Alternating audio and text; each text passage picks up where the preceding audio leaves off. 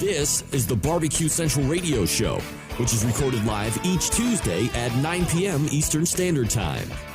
The Barbecue Central Radio Show is being brought to you by The Barbecue Guru, the original creators of automatic temperature control devices, now offering 4 different models for you to choose from.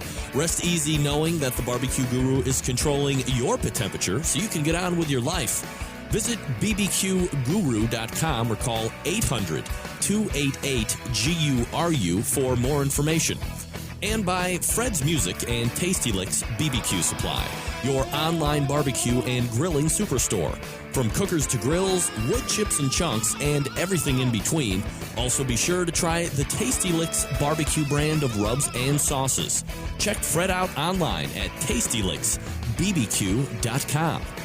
And by Stephen DeFranco Jewelers. Located in beautiful Willoughby, Ohio, Stephen DeFranco Jewelers is a family-owned and operated business looking to service the great folks of the barbecue and grilling world. Get free shipping and big discounts by mentioning my name and the term Barbecue Brother. Check out their inventory by visiting StephenDeFranco.com. And by Butcher Barbecue, with 30 years of experience in retail, wholesale, meat markets, food service, and customer service. Using that experience, everything they do and sell at Butcher's Barbecue comes from real-world knowledge. Check out their award-winning spices, sauces, marinades, and injections by visiting ButcherBBQ.com. Always trust your butcher. And by the Barbecue Institute. Take your barbecue to the next level with the Barbecue Institute class. Pitmaster Conrad Teddy Bear Haskins uses his years of catering and restaurant experience combined with food science and smoking secrets to help you understand how to improve your barbecue. Visit bbqinstitute.com and register for classes today. And by Barbecuer's Delight Wood Pellets, making pellets since 1994, 2/3 oak, 1/3 flavor wood, giving you that sweet, succulent smoke that you're looking for on your meat, both for grills and bullet-style smokers, and of course, in larger quantities for your pellet-fed smokers. Find them at bbqrsdelight.com. Hello, everybody. This is Gary Vaynerchuk, host of Wine Library TV, a.k.a. WLTV, the #1 wine show on the internet. And this is BBQ Central. So to get that perfect barbecue, you use wood. Are you sure it's safe? Whatever. We put the lighter fluid on, strike the match, and... Oh, should we call the fire department? That might be a good idea. Welcome to the Barbecue Central Show, the show where we talk about all things that are important in the world of barbecue. From big-name interviews with competitors on the barbecue circuit, grill manufacturers and pit makers, to advice on cooking brisket and ribs. You'll find it all right here on the Barbecue Central Show. Your host, Greg Rempe, is a backyard barbecue and grilling fanatic and loves to talk about his passion, which many of us share together. You can learn more about barbecue and grilling by visiting the website, thebbqcentral.com. Now, let's get in the smoke. Here's your program host, Greg Rempe. Hey, everybody. Welcome to another edition, and should I say, a live edition of the Really Big Barbecue Central Show. Yeah, it's the show that talks about all things important to the world of barbecue and grilling. Broadcasting live and direct from the Rock and Roll Hall of Fame city of Cleveland, Ohio, rapidly becoming known as the barbecue capital of the North Coast. Believe it or not, places north of me already knew that when I said Cleveland. They're like, hey, that's the barbecue capital of the North Coast. I'm like, hell yeah, it is. Glad you recognized the respect and proper adulation as it concerns Cleveland and its proper place in the barbecue annals of history. I'm your program host, Greg Rempe. Thanks for coming back, ladies and gentlemen. Great to be back on your Tuesday. We'll get into what happened a little bit later last week. Let me give you some contact information in case you want to jump in on the show tonight. You're more than welcome to do that. You can do it 2 ways. 800 number is up and running, so you would dial 877-448-0433.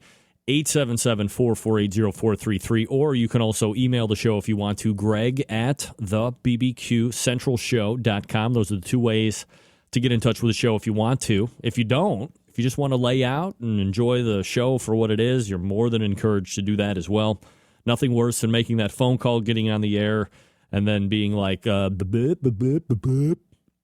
know what I want to say. Hey, that's all right. Lay out, man. Be cool with it. Nobody understands more than me what it's like potentially fail in front of thousands, if not millions, of Centralites who will mercilessly make fun of you for God knows who knows how long if you fail on the show. 877-448-0433, Greg at the BBQCentralShow.com. Here's what's happening on the show tonight in case you missed the newsletter. You can sign up for that on the webpage. Go to thebbqcentralshow.com. Just sign up right there at the top right of the newly revamped website, and you can get on board with the newsletter. 14 past the hour. Candy Wevaer, you know her as the Kansas City Barbecue Society's acting president. You also know her as the pitmaster of Barbecuers Delight. The Pellets Barbecuers Delight sponsor the show, but they're also a competition cooking team, and she took Reserve Grand Championship this past weekend, so we're going to talk to her about both. The event that she cooked in, I believe it was Jefferson City, Missouri. And we'll also get into some Kansas City Barbecue Society stuff as well. 35 past the hour. I kind of 85% confirmed it with Derek Riches, a regular contributor to the show, monthly contributor to the show.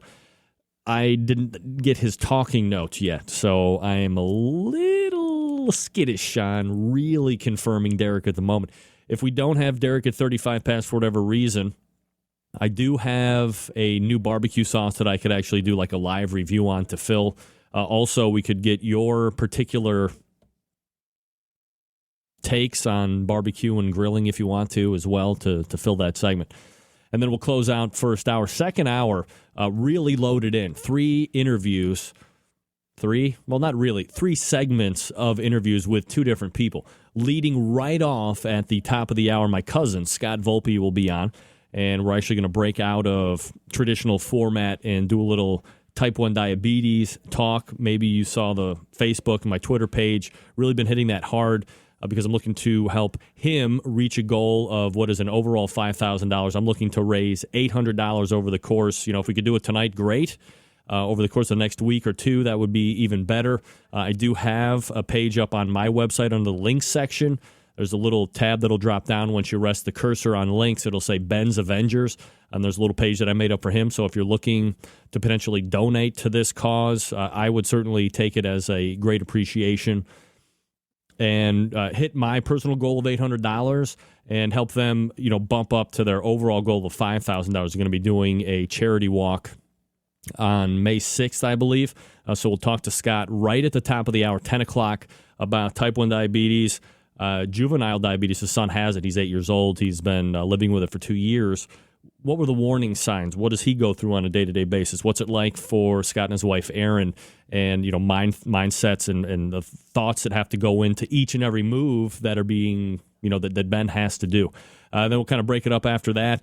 14 past the hour of 10 o'clock, we'll have Meathead Goldwyn, a crowd favorite, a Centralite favorite, talking about any number of things. If you don't know about Meathead, you're doing yourself and others a disservice. You want to go to his website, which, by the way, is easily the most popular and heavily trafficked barbecue website on the internet. So that's AmazingRibs.com if you've never checked it out. Chock full of barbecue information. So check that out. We'll have him for 2 segments, and that'll be it. That'll be it for the show. Look at this email that I'm getting in. This guy, I wish Big Daddy would send me his name. There is an email that I'm getting in from Big Daddy's Q and Crew. He had emailed me a little bit earlier today, and he wanted to know if there was an app that he could download for a smartphone and listen to the show live. I was like, yeah, totally. You can get that app, TuneIn Radio, which I always talk about. And lo and behold, he's like, hey, got the app. I'll be streaming the show live from my, wait for it, patrol car. What? My man is keeping law and order and listening to the show all in one. Just wrote back in, Big Daddy, from Big Daddy's Q and Crew, listening live between tickets. That's right. Sir, here's a ticket for speeding. I got to go back and listen to Meathead. Now, be cool. So, first police officer. Big Daddy should call in and chirp the sirens and also take down some gangbangers during a live show. That would be awesome. Big Daddy, props. Thanks for coming on. Thanks for listening live to the show while you're saving the lives of others. I appreciate that first and foremost. So that's what's happening here on the show tonight. Now, a lot of you wondering what happened last week. You know, I would just love to blame it all on Shane Draper and say, look, take it up with him. I can't do that. Here's the deal. Since I've been doing the show for so long, I guess I don't really understand some of the most essential pieces that are required in order to do the show as a guest host. And one of those, as we've come to find out that is an essential piece, is, you know, it's not the expensive microphone, it's not the high-definition webcams or the banner behind me or anything like that. No, it's the mixer part that you need to have if you don't have that, evidently, because you need to have an item that is going to be able to dump multiple sources of audio in, so Kevin from Home Barbecue and Outdoor Cooking Channel is able to, you know, get all that out to you guys for live consumption during the show. So Shane was giving it his all. We were in communication all the way through last week. And really kind of last minute, just wasn't able to get the live show up. But we did have the 2011 2011 year in review show ready to go just in case.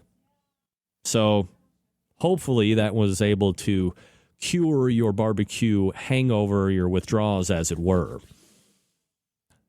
But I'm always looking for people that are interested in potentially guest hosting the show. I had reached out to, I see that's either Hot Sauce Chick or Brian Mayer in tonight. You know, reached out to them, didn't hear back from them. Reached out to Huck, reached out to Shane, reached out to Barbecue Grail, Larry Gain over there. So, you know, essential piece to have if you're looking to get in that stable of potentially guest hosting the show. If I'm going to be out of pocket and I don't have the ability to do it remotely, then you need to have a mixer. You can just have like a regular Skype headset, but you do need. Oh, reach out to Whiskey Bent as well. He was tied up. He didn't even do his own show last week. I didn't do my own show last week. That's funny. But you're going to need to have the mixer for sure in order to do it. So if you're ever interested in potentially hosting, just let me know. You know, bring in I would love to do that type of deal, and you know, be more than happy to at least potentially get you on or in the stable as guest host. I will be doing a live show next week, even though I will be in Canada again.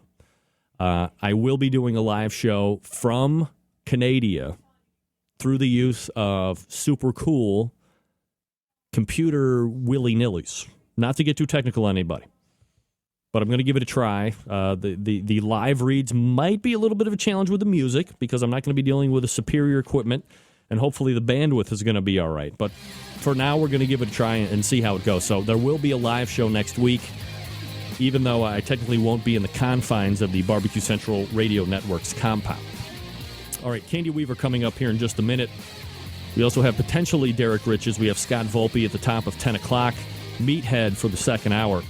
Let me tell you quickly about a sponsor of the show who I've been very proud to be dealing with, and that is none other than Conrad Haskins of the Barbecue Institute. And his image is not there anymore. Fabulous. Why isn't his image there anymore? It's outrageous. Patently ridiculous. Wait a second. Let me look here. Barbecue Institute. Well, I apologize for that. I have no idea where the hell his image went. It's outrageous. Patently ridiculous. Look, take your barbecue to the next level with a Barbecue Institute class. Pitmaster Teddy Bear Conrad Haskins uses his years of catering and restaurant experience combined with food science and smoking secrets to help you understand how to improve your barbecue. Backyard barbecuers and those folks who want to open a barbecue business drive and fly in from all over the world for the Institute's small, friendly, informative classes. The Barbecue Institute has a full class schedule in spring. This in Texas, covering everything from short fajita classes to an all-day class on how to smoke the classics like brisket, pork, ribs, and chicken. The premier class of the year is coming up June 2nd and 3rd at the McKinley Springs Winery in Prosser, Washington, set in the beautiful Horse Heaven Hills, AVA. This is Conrad's favorite location to teach barbecue. In addition to the menu listed on the website, there will be an additional side and Dutch oven desserts. The special unannounced bonus will be whole hog on Sunday. You heard it here first on the Barbecue Central radio show, folks. Whole hog class on Sunday. Our first all-barbecue girls class is coming up at the Arbor Gate in Tomball, Texas, April 29th. That's this coming weekend. The dining diva, Molly Fowler, will be teaching an all-girls class the ins and outs of barbecue. Other upcoming classes with Pitmaster Conrad Haskins include Grilling 101 and Barbecue 101 weekend in Dallas, May 4th and May 5th. Now, we're not teaching classes on the weekend. Conrad is conducting private classes and corporate events from coast to coast during the week. To make your next offsite event really memorable, have a Barbecue Institute offsite party. Show your employees you care with the very best barbecue money can buy. They'll be talking about it for years to come, I swear to God.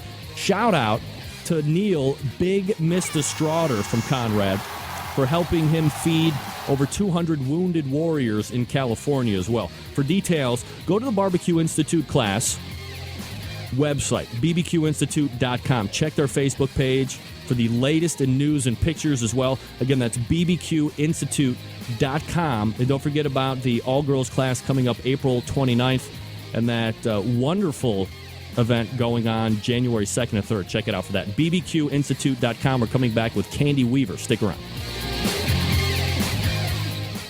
Broadcasting live from the Barbecue Central Radio Network studios in Cleveland, Ohio. You're listening to the Barbecue Central Radio Show. Once again, here's your host, Greg Rempe. All right, welcome back. Coming up on 14 past the hour, 877-448-0433. Greg at the BBQ Central Show if you want to get in touch with the show. All right, my first guest is the current president of KCBS. She's also keeping fairly busy. Competition schedule this year as well. Past weekend, she took second overall in the Jefferson City, Missouri event, a competition which saw 67 teams show up and try to win. Here to talk about both subjects, the competition and KCBS. None other than friend and appreciated sponsor of the show, Candy Weaver, joining us. Candy, how are you? I'm fine. How are you doing, Greg? Doing absolutely fabulous, Candy. Always appreciate the fact that you make time for the show here. And, love to be able to talk some competition with you first and foremost right up front. I mean, we'll get into the KCBS stuff here in just a minute. But you are a competition cook. You provide the premier pellets out there in the industry for pellet-fed cookers. And for people that just want to add wood flavor to their charcoal and grills if they don't have the pellet-fed cookers. You were in Jefferson City, Missouri this past weekend. You were able to take Reserve Grand Championship. I wonder, 67 teams show up. This isn't your first year on the circuit, Candy. You're well seasoned. So when you know it's going to be a big event like this one, is it at all a little bit more intimidating than some of the little ones, or do you feel the same amount of pressure or not the same amount of pressure, whether it's 60 or 80 teams or 20 or 30 teams? It's the same for me, it is. You got to understand, I've been cooking so badly since I got on the board that I kind of had an epiphany this year, and I've been inviting some of my favorite people to come cook with me because I've been doing so bad I've got nothing to lose. And Jeff City was no exception, and my dear friend Sharon Will did ribs for me, and of Smoker's Wild out of Paola, Kansas. And we just had a great time. Sharon was my next-door neighbor at the very first contest that I ever cooked back in 2004. So I'm really having a great time this year, and I think maybe that attitude's taken a little bit of the pressure off. But I'll be honest with you, I think last weekend I just got really, really lucky, and my favorite line is every now and then even a blind squirrel finds an acorn. Yeah. Candy Weaver joining us here on the show. We'll get into the categories a little bit more in depth here in a second, but did you have to contend with anything out of the ordinary down at Jeff City at all? It was cold. Yeah, join the club. Come to Cleveland if you want cold. Yeah, it's not as cold as up there, but I'm kind of fighting a sore throat, and I'm fighting it hard because I'm wanting to go cook another contest this weekend, and I can't do it sick. Now, you mentioned it was cold, and I guess, typically you're not used to cooking in, I guess, what would be considered miserable conditions. So when you have all the other stuff that you're going to have to worry about, whether you're in 80-degree weather or whether you're in 20 below degree weather, when you have to add weather adjustments, does that affect the cook at all, or do you have to start things earlier or take things off later or anything like that, or do you pretty much stay, straight in line? Actually, I don't think it's temperature so much as it's relative humidity. Several years back, it seemed like every contest I cooked in the rain. And I noticed that I went to the mill and said, well, I'm going to start everything an hour or two earlier, and everything got done faster. And then it was a matter of having to hold it longer. Right. And I've found that to be the biggest thing. I'm more apt to put things on a little early when it's dry and cold and windy. Just basically because those are going to be things that are going to suck the heat out of the pit. The moisture does something to hold the heat in. So I don't know the chemistry of it. It's just been my observation over time. Candy Weaver joining us here on the show from Barbecuers Delight, also current KCBS president. All right, so let's go ahead and take a look at the categories a little bit more in depth here, Candy. Chicken is always called first, obviously. You get second overall out of 67 teams, so a nice way to get a little bit of momentum during the competition for that first call. Did you think as you were checking it out, getting ready to run over to the judges' tent, was that a second-place chicken, a first-place chicken? Did you get lucky in chicken? What do you think? I think I got lucky in chicken. I did an unusual presentation, and I think that paid off for me. I did not particularly like the taste of the chicken, to be honest with you. I didn't think it was the best I'd ever done. I would not have been surprised if it had been a second-place brisket and a 10th-place chicken, honestly, because my brisket was really good.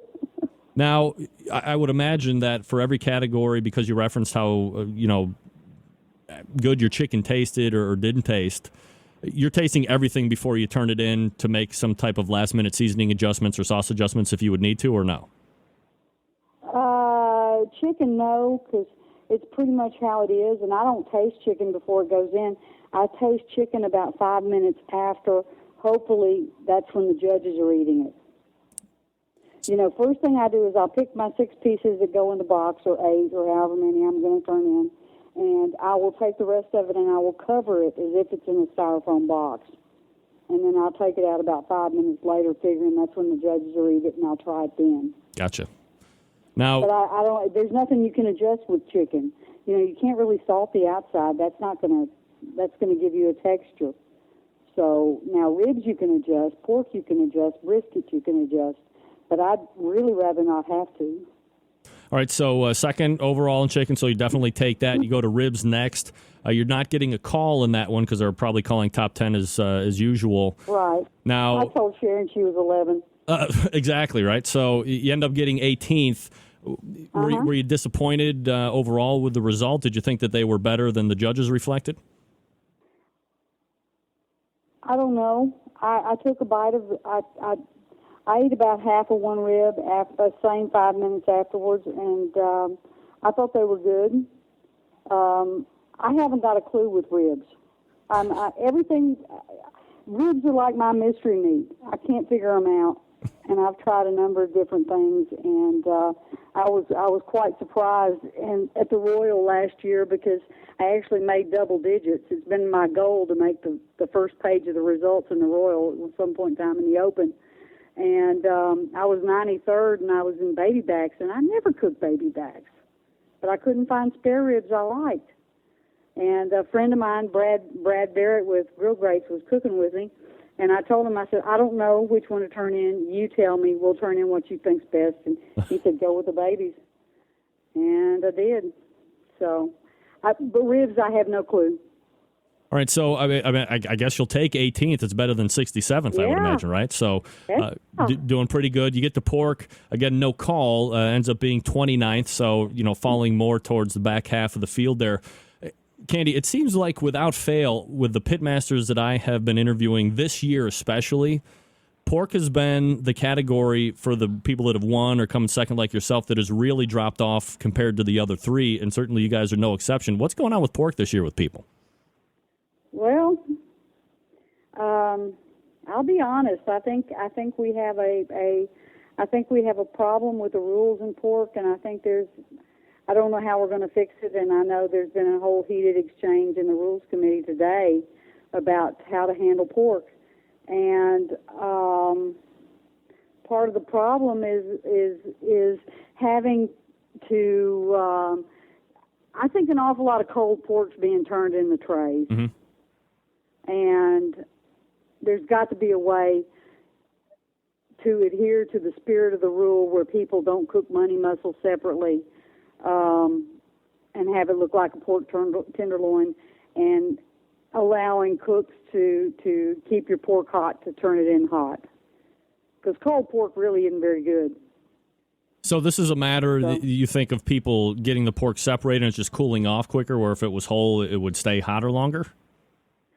Well, I think it's really easy, especially on cooler days.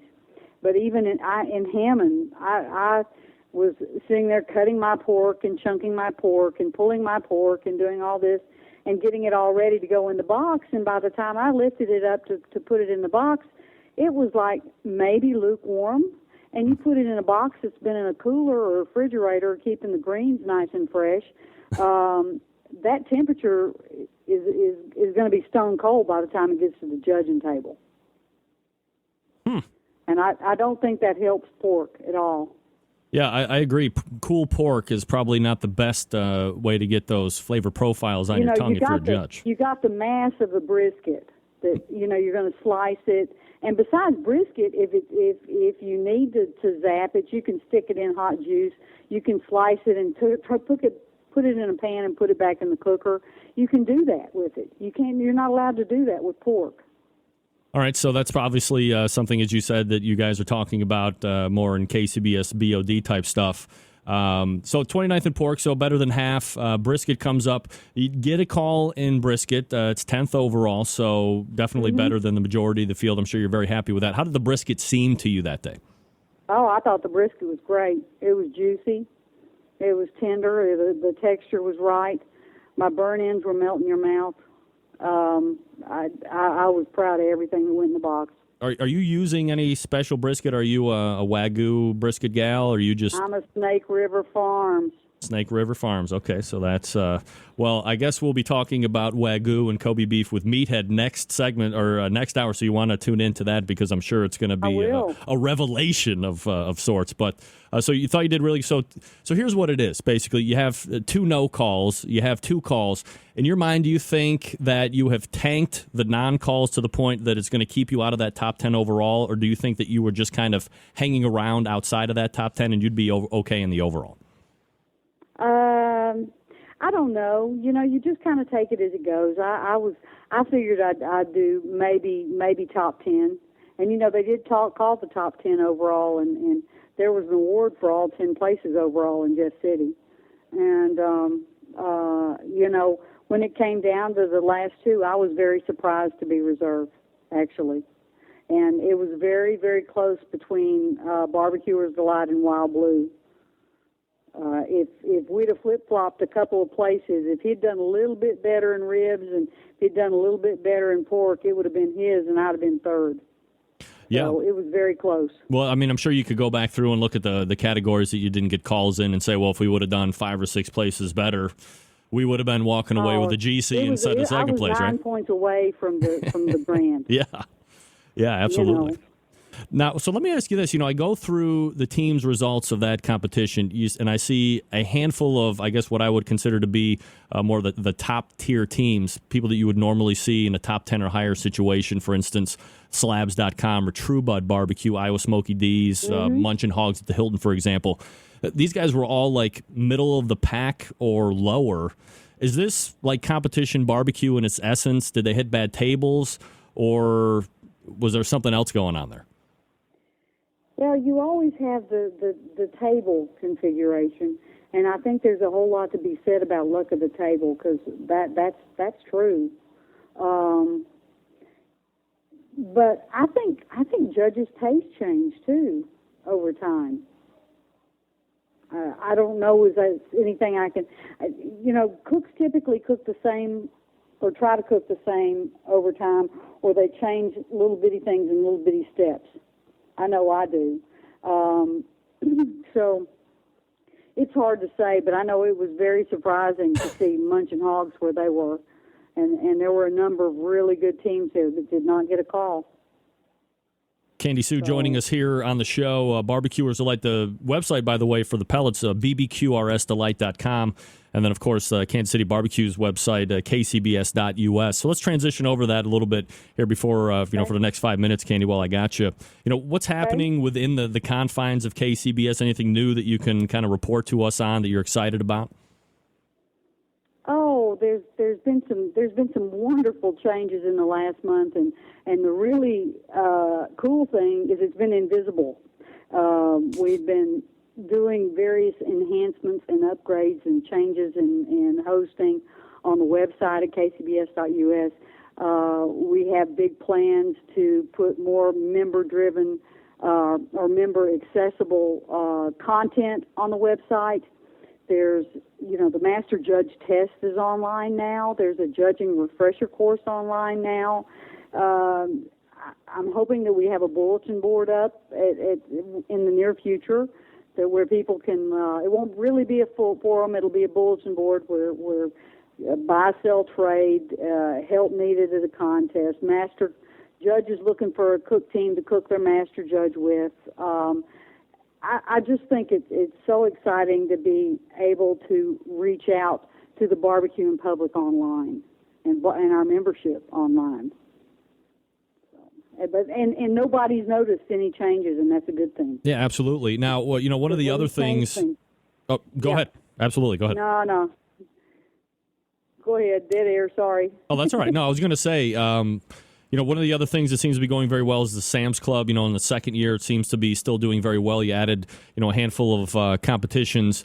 I wonder because I guess I never really heard anything bad about it at all last year. And I'm guessing because of, kind of where you were sitting within the position in KCBS, you probably heard some negative about it. But all of a sudden, I'm hearing a little bit more and more about, Sam's Club's coming in and they're taking away from some of these more established competitions that have been around for years, and people are deciding to not go to the ones that they were going to before to go chase after Sam's. Have you been hearing that? And, obviously there's pros and cons. How do you guys go about deliberating, if you should let a Sam's go somewhere or if you shouldn't, I guess? Well, while I could say that there was some maybe guidance in where Sam's chose to put the contest, but Sam's chose where to put the contest. Mm-hmm. The one thing they did this year is they kind of looked at the weather, because I tell you what, Fort Worth in July on a parking lot, on a Sam's parking lot, was miserable. The thermopin read over 130 degrees on the concrete. And all of those have been happening in the cooler months of spring, or they'll happen in the fall. There was a lot said last year. In fact, I went to a contest last year because the organizer was crying that Sam's was taking away teams, and I hopped in the truck and drove over there and went to that contest for that reason. But you're going to step on it. You don't want to, but there's only a set number of weekends a year, and you can't make everybody happy, Greg. I wish you could. Don't I know about that? I think we tried to, and try really hard.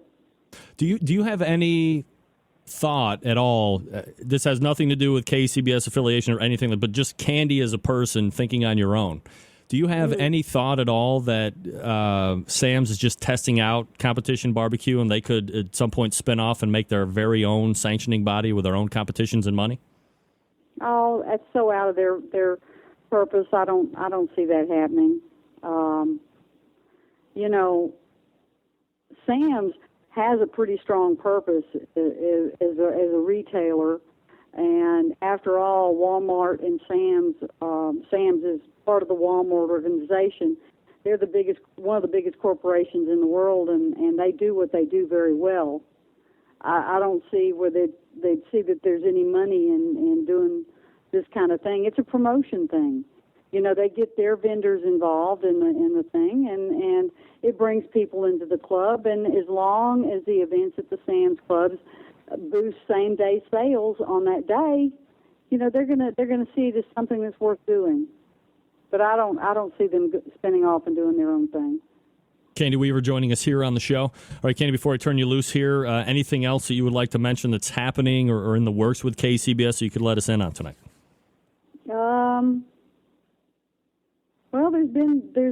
I just got off a phone call when you called that with the judges committee, and we're working on some way to looking at a way to reward judges who've judged for many contests, more than 30. And that's been in the works. And there's a lot of exciting things going on KCBS. The new board is just great. Our 4 new board members are really, it was a great thing. It was a great thing. Great election. And we have a great board this year, and keep looking at things are just going to get better. Well, I guess just to kind of close out and kind of dovetail on your thought there, I know we tried to. I was looking to get somebody on a couple weeks ago, and I guess what I liked was, you gave me that phone call. You're like, let's not do anything right now. And I was just looking to get somebody on. You guys had some issues that you were taking care of, but I guess what I thought. Well, first of all, I was like, well, I'm going to put whoever I want on my show. But secondarily, and more importantly, I'm looking at it like, well, here's a group finally looking like they want to be together, they're gelling, and they want to keep everything in-house and get it done on their own instead of just people coming on and rifling roughshod and being loose cannons all over the place. So, as somebody who appreciates trying to get a board of directors that is working together and trying to move that vision forward, it seems like, at least in the very offing here in the near, it seems to be going pretty well. I think we got a good team. Absolutely. All right. I really do. I think it's very exciting that this is the first board, maybe ever, that the majority of the members aren't contest reps. We have cooks, we have organizers, we have a judge that's a dedicated judge on the board, and I'm just absolutely thrilled to be a part of it. I mean, truly. And this, of course, is my last year, so this is. It's going to be a good one. All right. Candy Weaver is the current president of KCBS. She's also one of the owners over at Barbecuers Delight. You can find those website, kcbs.us and bbqrsdelight.com. Candy, again, congratulations on this past weekend. Thanks for coming on tonight. I appreciate it. Thanks for having me. Anytime, Greg. You got it. There she is. Candy Weaver, president of KCBS, and again, part owner or one of the owners of Barbecuers Delight Wood Pellets. Fabulous. It's good to talk competition with Candy instead of just hashing out KCBS whatnot. Look at this guy. What? Gang, let me talk to you quickly about Tasty Licks Barbecue Supply. Look, there are unsavory businesses and creeping marauders at each and every turn on the internet. I think we can all agree on that. But sometimes you are looking for a barbecue or grilling item that just isn't stocked anywhere in your hometown, or the next town over, or even the next town over from that, and your options have become now very limited, and you're forced to go online to buy the item that you want, or you're forced to go without it. The internet grip starts to set in, the hands start to sweat, your neck tightens. You've been screwed on internet purchases before, and you don't want it to happen again. After all, this is your hard-earned money you are spending. You need to feel confident that the company you are buying from is honest and fair. Good news, folks. Let Fred Bernardo and the gang over at Tasty Licks Barbecue relieve you of your internet buying stresses. Tasty Licks has one of the most complete inventories of barbecue and grilling items anywhere on the face of the earth. All the items that you see on Fred's website are in stock. They're ready to ship to you directly. Are there other places on the internet you might be able to find items cheaper? Perhaps. Or are you 100% confident that you're actually going to get the item you buy? How long is it going to take to get to you? All great questions that no one has 100% answers to. Now, when you buy from Tasty Licks Barbecue Supply, the items are in the store. They're ready to ship to you promptly. Everything in the store is priced fairly. Hell, if you want to give Fred a try and work out some type of a deal, he'll be happy to take your call. He's a businessman. But just be confident that you're going to be getting the stuff that you want. Tasty Licks carries grills, smokers, ceramic cookers, electric cookers, various charcoal types, wood chunks, chips, cookbooks, accessories. If they don't have it, you don't need it. On top of all that, Fred has his own line of barbecue rubs and sauces, that Tasty Licks brand of lines of rubs and sauces. They're spectacular. You got to try them out.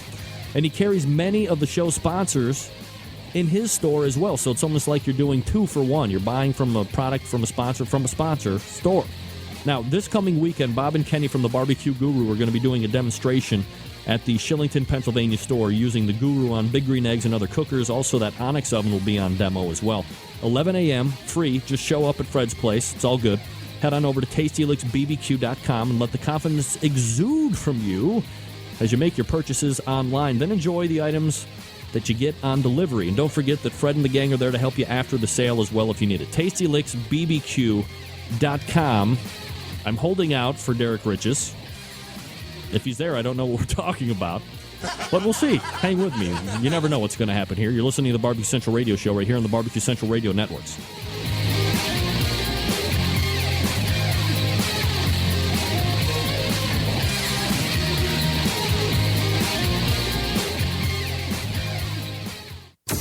Get in the smoke. Call 877-448-0433 to get on the air. Now, here's your host, Greg Rempe. Big B, Moonshine Band, Suburban Noise Records. Let's go! I'm an outlaw. Give me 2 shots. We don't need a radio. Bring it. We're coming up on 20 till the top of the hour. Thanks again to Candy Weaver for joining me. And we're going to race over to the hotline, believe it or not. Monthly contributor to the show, Derek Riches, is here. Derek, how are you, buddy? Good. How you doing, Greg? I'm doing fine. I have no idea what we're talking about tonight. How about we talk about misleading beef labels? Yep, misleading beef label. We'll also talk about sushi scrape and pink slime and Kobe beef and how it's not Kobe beef. I don't know what Meathead's going to talk about next hour, but who cares about that? Well, yeah, he's on after, so, if he's out of luck. Yeah, let's take his stuff first. Me. That's right. You show up first, you get first right on whatever topics that you want to talk about. Yeah. All right. That's what I think. So, Derek, let me wait. Now, before we go, I just got into this LinkedIn. Like, I've had an account forever, and I just started connecting with people over the past 2 or 3 days. You were a person that I connected with, and it says Derek Riches, and then it says president of, like, relaxation and beer drinking or something like that. What is that company that you're running? Actually, I have a company. It's called Regarding Barbecue. It's actually just kind of a play on words. It's, in essence, my holding company. There's legal stuff. Don't ask me. The lawyers and accountants come up with this stuff, not me. Enough said. I can totally understand that. Regarding barbecue, so I was just very interested. I needed to ask you about that tonight. Now, of course, you have one of the coolest jobs ever. You work for About.com, bbq.about.com, where you're evaluating a number of different items that are coming into the market. You get your hands on a lot of cool stuff. Anything that you've been testing around and evaluating since our last meeting you'd like to bring up and go over tonight? We've talked about a lot of the stuff I've been actually testing out, but I think the first thing, again, I think we have now come full circle. Coming out in the next maybe a month, I haven't been able to nail this down yet, we will now have a pellet Kamado cooker. Really? Yeah. Enviro Stoves, they make pellet stoves, and like all other pellet stove makers have decided that they should have a pellet grill, and they thought they'd go a different route, and they're going to actually be putting out a Kamado-style pellet cooker. All right, so I'm intrigued to the fact that a Kamado-style cooker is going to be something that would look like, well, a Kamado or a Big Green Egg style or a grill dome, or we can go on and on. Yeah, so, it looks very much, frankly, it looks a lot like a Big Green Egg. It's got 2 side tables on it, but right. One of the side tables is actually where your pellet hopper is located. So feeds down the side into the base of the unit. This is just going to be a Me Too pellet cooker then? I mean, you're going to be paying, Kamados aren't necessarily known for being inexpensive. Granted, unless it's a Traeger, the pellet grills haven't necessarily been inexpensive anyway. I mean, you're probably looking in the $11, $12, $1,500 and up range for pellet cookers. What's going to make it unique? The fact that is it going to consume less pellets because there's ceramics with it? I mean, what's the deal with that? I don't know all the specs on it yet. I know this one's going to come in around $1,500. It has a high capacity Enviro pellet stoves. They have a reputation for being very good and very powerful, and they're basically using the same igniter systems and all that sort of stuff in this grill. So I'm hoping to be able to get at least a look at it hopefully soon and give this thing a try out. My understanding, I was talking with someone who's actually tested it out. This can put on 100 degrees every minute when you fire it up. So it can reach 600-700 degrees in 6 or 7 minutes. Through the fact of its outrageous fan system or something like that, or the drafting stuff? Or I think because what you have is a high insulated pellet cooker, round design. It's a relatively small unit, pretty much like a large big green egg. Actually, just like a large big green egg.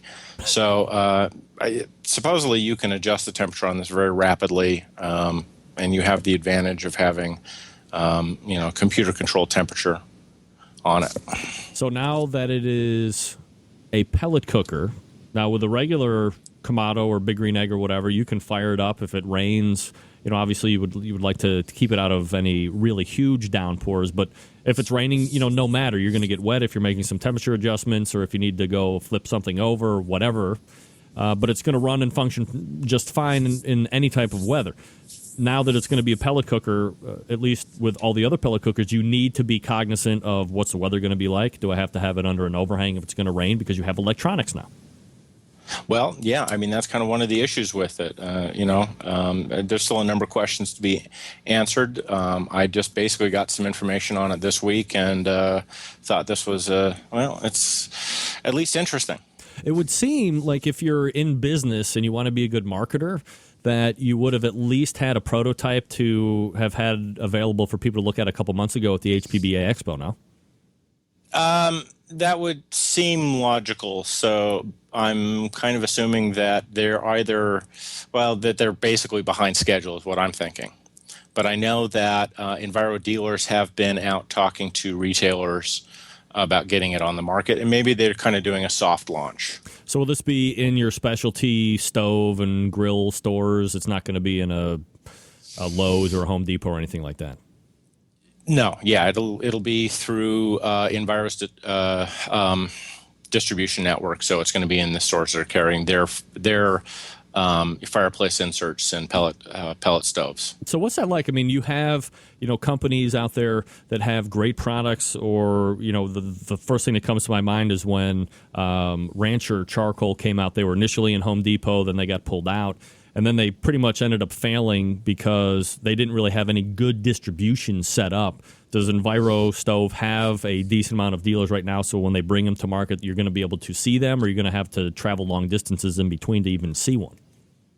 Well, it's one of the big challenges, but Enviro does have a pretty good distribution network. So, I think it's going to get a lot of floor space, I would assume. It's just we're going to have to wait and see. And considering that, we're looking at kind of a maybe May launch, I'm probably just not going to see a lot of it this year. All right, so maybe May, maybe around $1,500. So not horribly expensive given the amount of space that you're going to be on. You get a couple pork butts, probably 2-3 racks of ribs, so on and so forth.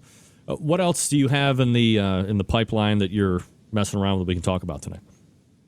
Hey, I was trying to remember what we talked about last time.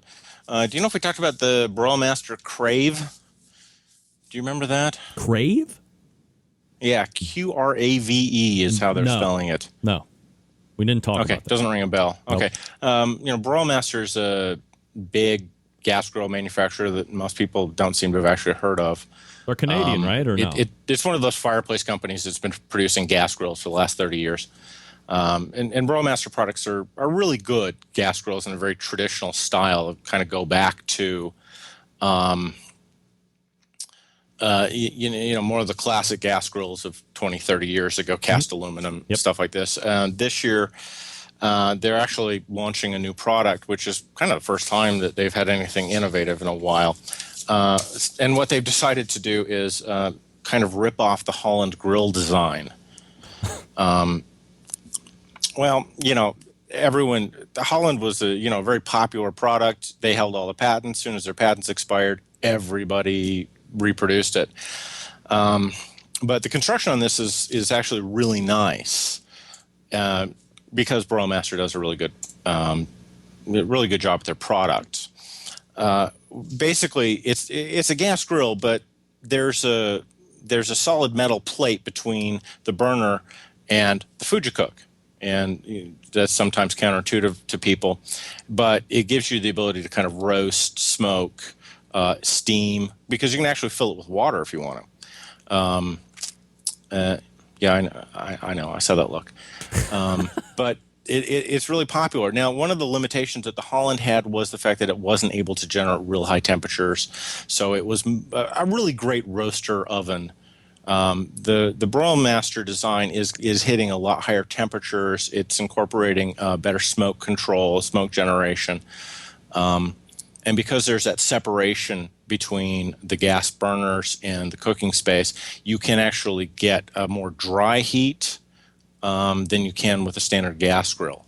One of the problems with smoking a gas grill is you have all that moisture creation from the combustion of propane or natural gas. This separates that so that you actually have, a better smoking capability. Now, is the Broilmaster, are they out of Canada? Are they made up there? Is there another one that I'm thinking of, Broil King? Is that a? You're thinking of Broil King Onward Manufacturing, one of Onward Manufacturing's many brands. Broilmaster's made in the United States. Is Broilmaster the grill that there is really no temperature setting on it? You turn it on and it's on high regardless? Actually, that was the Holland design. Okay. Holland had an on and off burner control.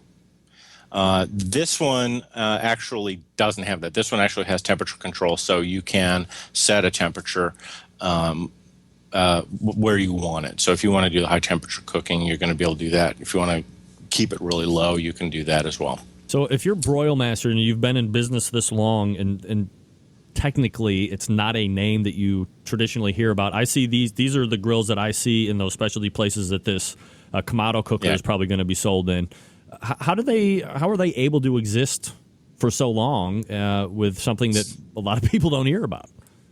Well, the parent company is Empire Comfort Systems, and they're one of the largest manufacturer of gas fireplace inserts and things like that. They actually don't do a pellet stove, I think, so that's why they haven't come out with a pellet grill yet. Because it seems like a lot of people that have pellet stoves as the core business decide to bastardize over in the grill pellets. Well, it's so easy to make a great pellet grill. I mean, everybody can do it, and so they all are. Absolutely. They are all out there right now. Do you think, if I'm tying back to that Kamado for a second, at a $1,500 price point, is that something that could really stagger? Let's assume that it's a good quality cooker and it's doing everything it's going to say. Is that something that is going to stagger the other cookers that are at the $15 or $1,500 price range then? I think there's just going to be a pellet war, personally, because it's excess capacity with so many companies manufacturing them. I mean, we've gone from, literally one company making pellet grills to now, I think we're closing around 15, 16 point. Yeah. There's just so much of it out there, and it is still a very small portion of the market. I mean, it's less than 2% of the overall outdoor grill market. So it's too small of a space, I think. And we still have to see what comes out of England Stoveworks with their Fast Eddy pellet grill, which is supposed to be released pretty much any day now, and that's supposed to come in at around $1,000. So given the success that the pellet portion of the industry has seen over the last, let's say, 5-6 years, just playing hypothetical for the last minute, do you think that there'll be a time when you see pellet grills, pellet cookers, the same way that you see like a Fiesta grill at Target for $99? Do you think you're going to see like commodity pellet cookers down the line at some point? I don't think you can get the price that low. I think that once you get down to maybe $700, there's just no way to do it. I mean, you've got auger controllers, you've got computer temperature controllers. It's not as simple as like a gas grill. It's really easy to make a gas grill. There's not much to it. You need a burner and a valve and some cooking grates, and you can produce that for $100. You're not going to be able to see that in a pellet grill. And I've heard people say pellet grills will replace gas grills, and that's just really naive.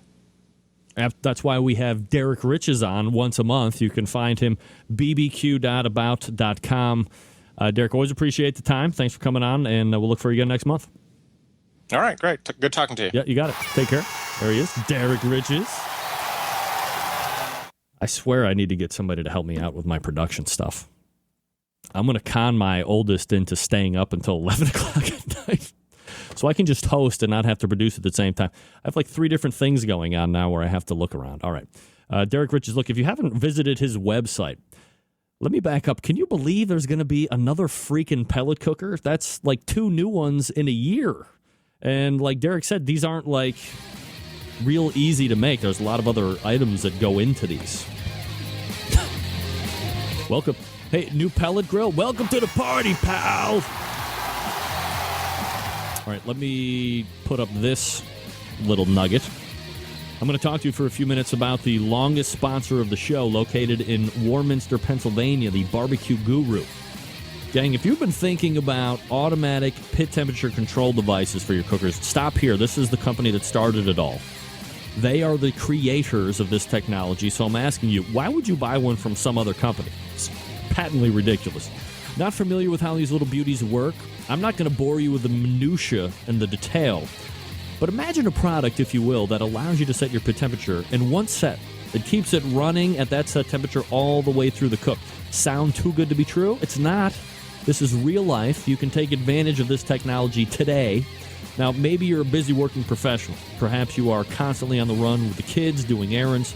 Quite frankly, you just don't have the time to sit around and tend pit temperatures. I hear you.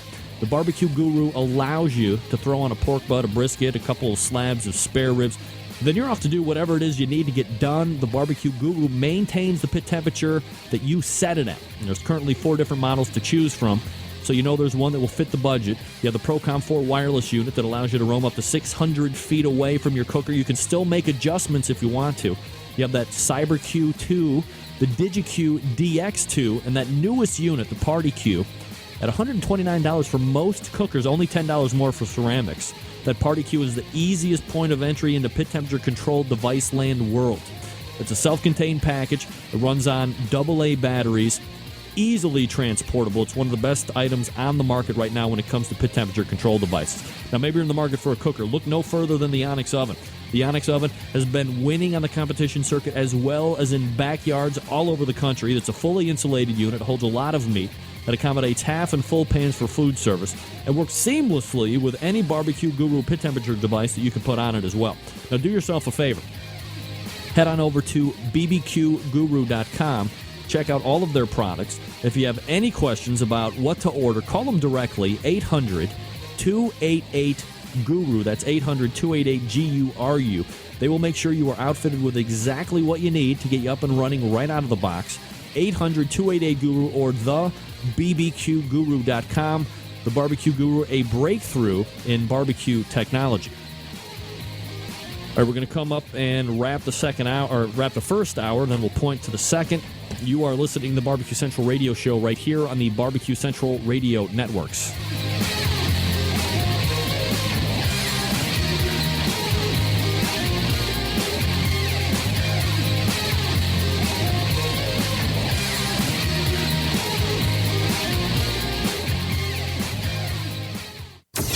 Big name interviews, advice on cooking brisket and ribs. And the only host willing to share his honest opinion on all things important in the world of barbecue. It's the Barbecue Central Show.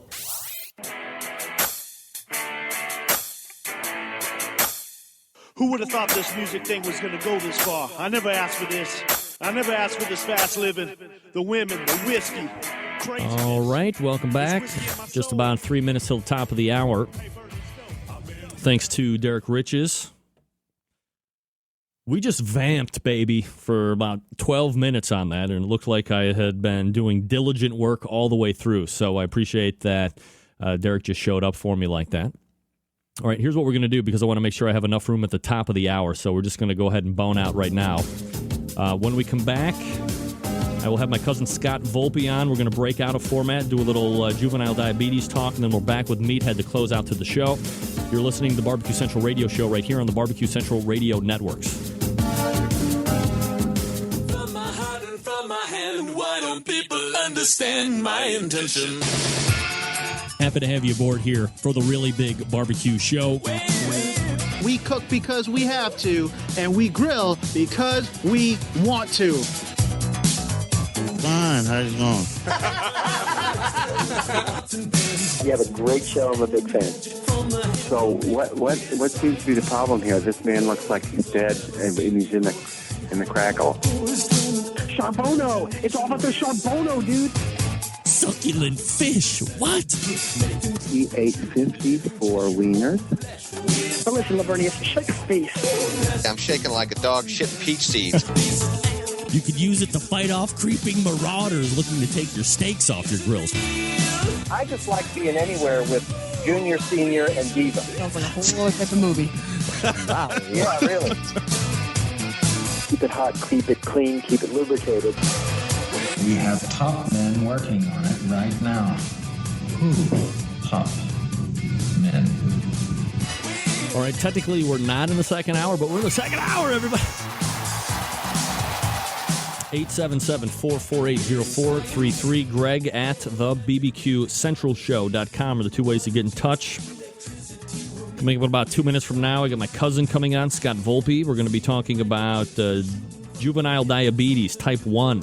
The son has it.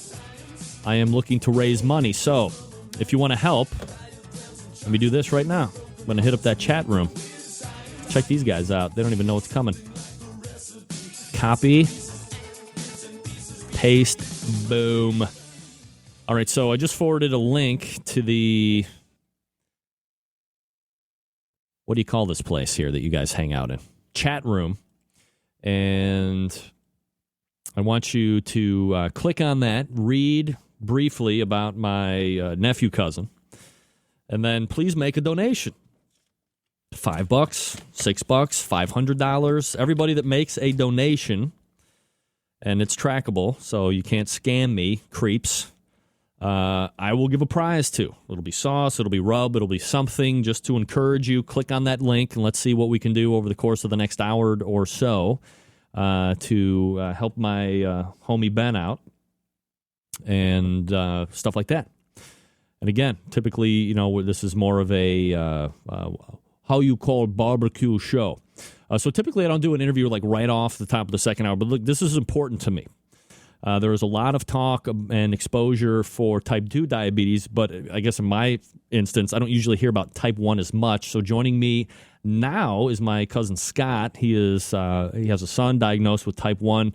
That was 2 years ago. They're living with it every day. On May 6th, Scott and his son Ben and the rest of his family will be doing a 3-mile charity walk in Albany, New York. And tonight I'm looking to help raise some money, as I said about 6 or 7 times already. So hit up that link. We'll race over to the hotline. Welcome, first time to the show, Scott Volpe. Scotty! Gregory, thank you very much. What's up, man? Hey, you know, living the dream, my friend, living the dream.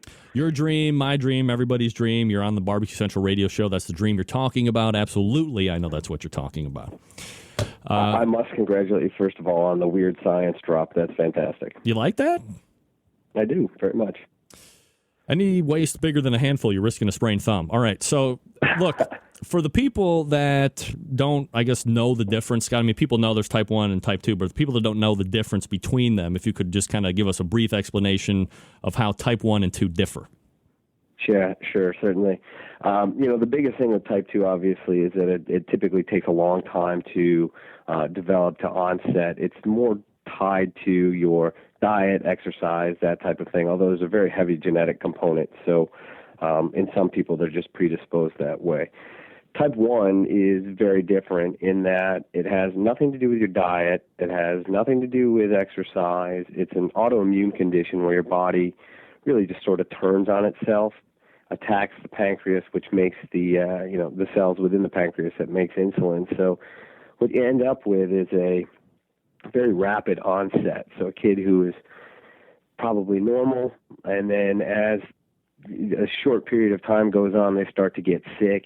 They have some sort of unrecognizable symptoms, and then what they ultimately do is, if you're unlucky, they get very, very sick before you realize it and diagnose it. And what you end up with is a 6, 7, 8-year-old who's completely insulin dependent, meaning that without supplementing their insulin, they wouldn't be able to survive. All right. Sorry, I just ducked myself off there. Scott, we have kids basically, more or less in the same age range. Ben was 6 when he was diagnosed.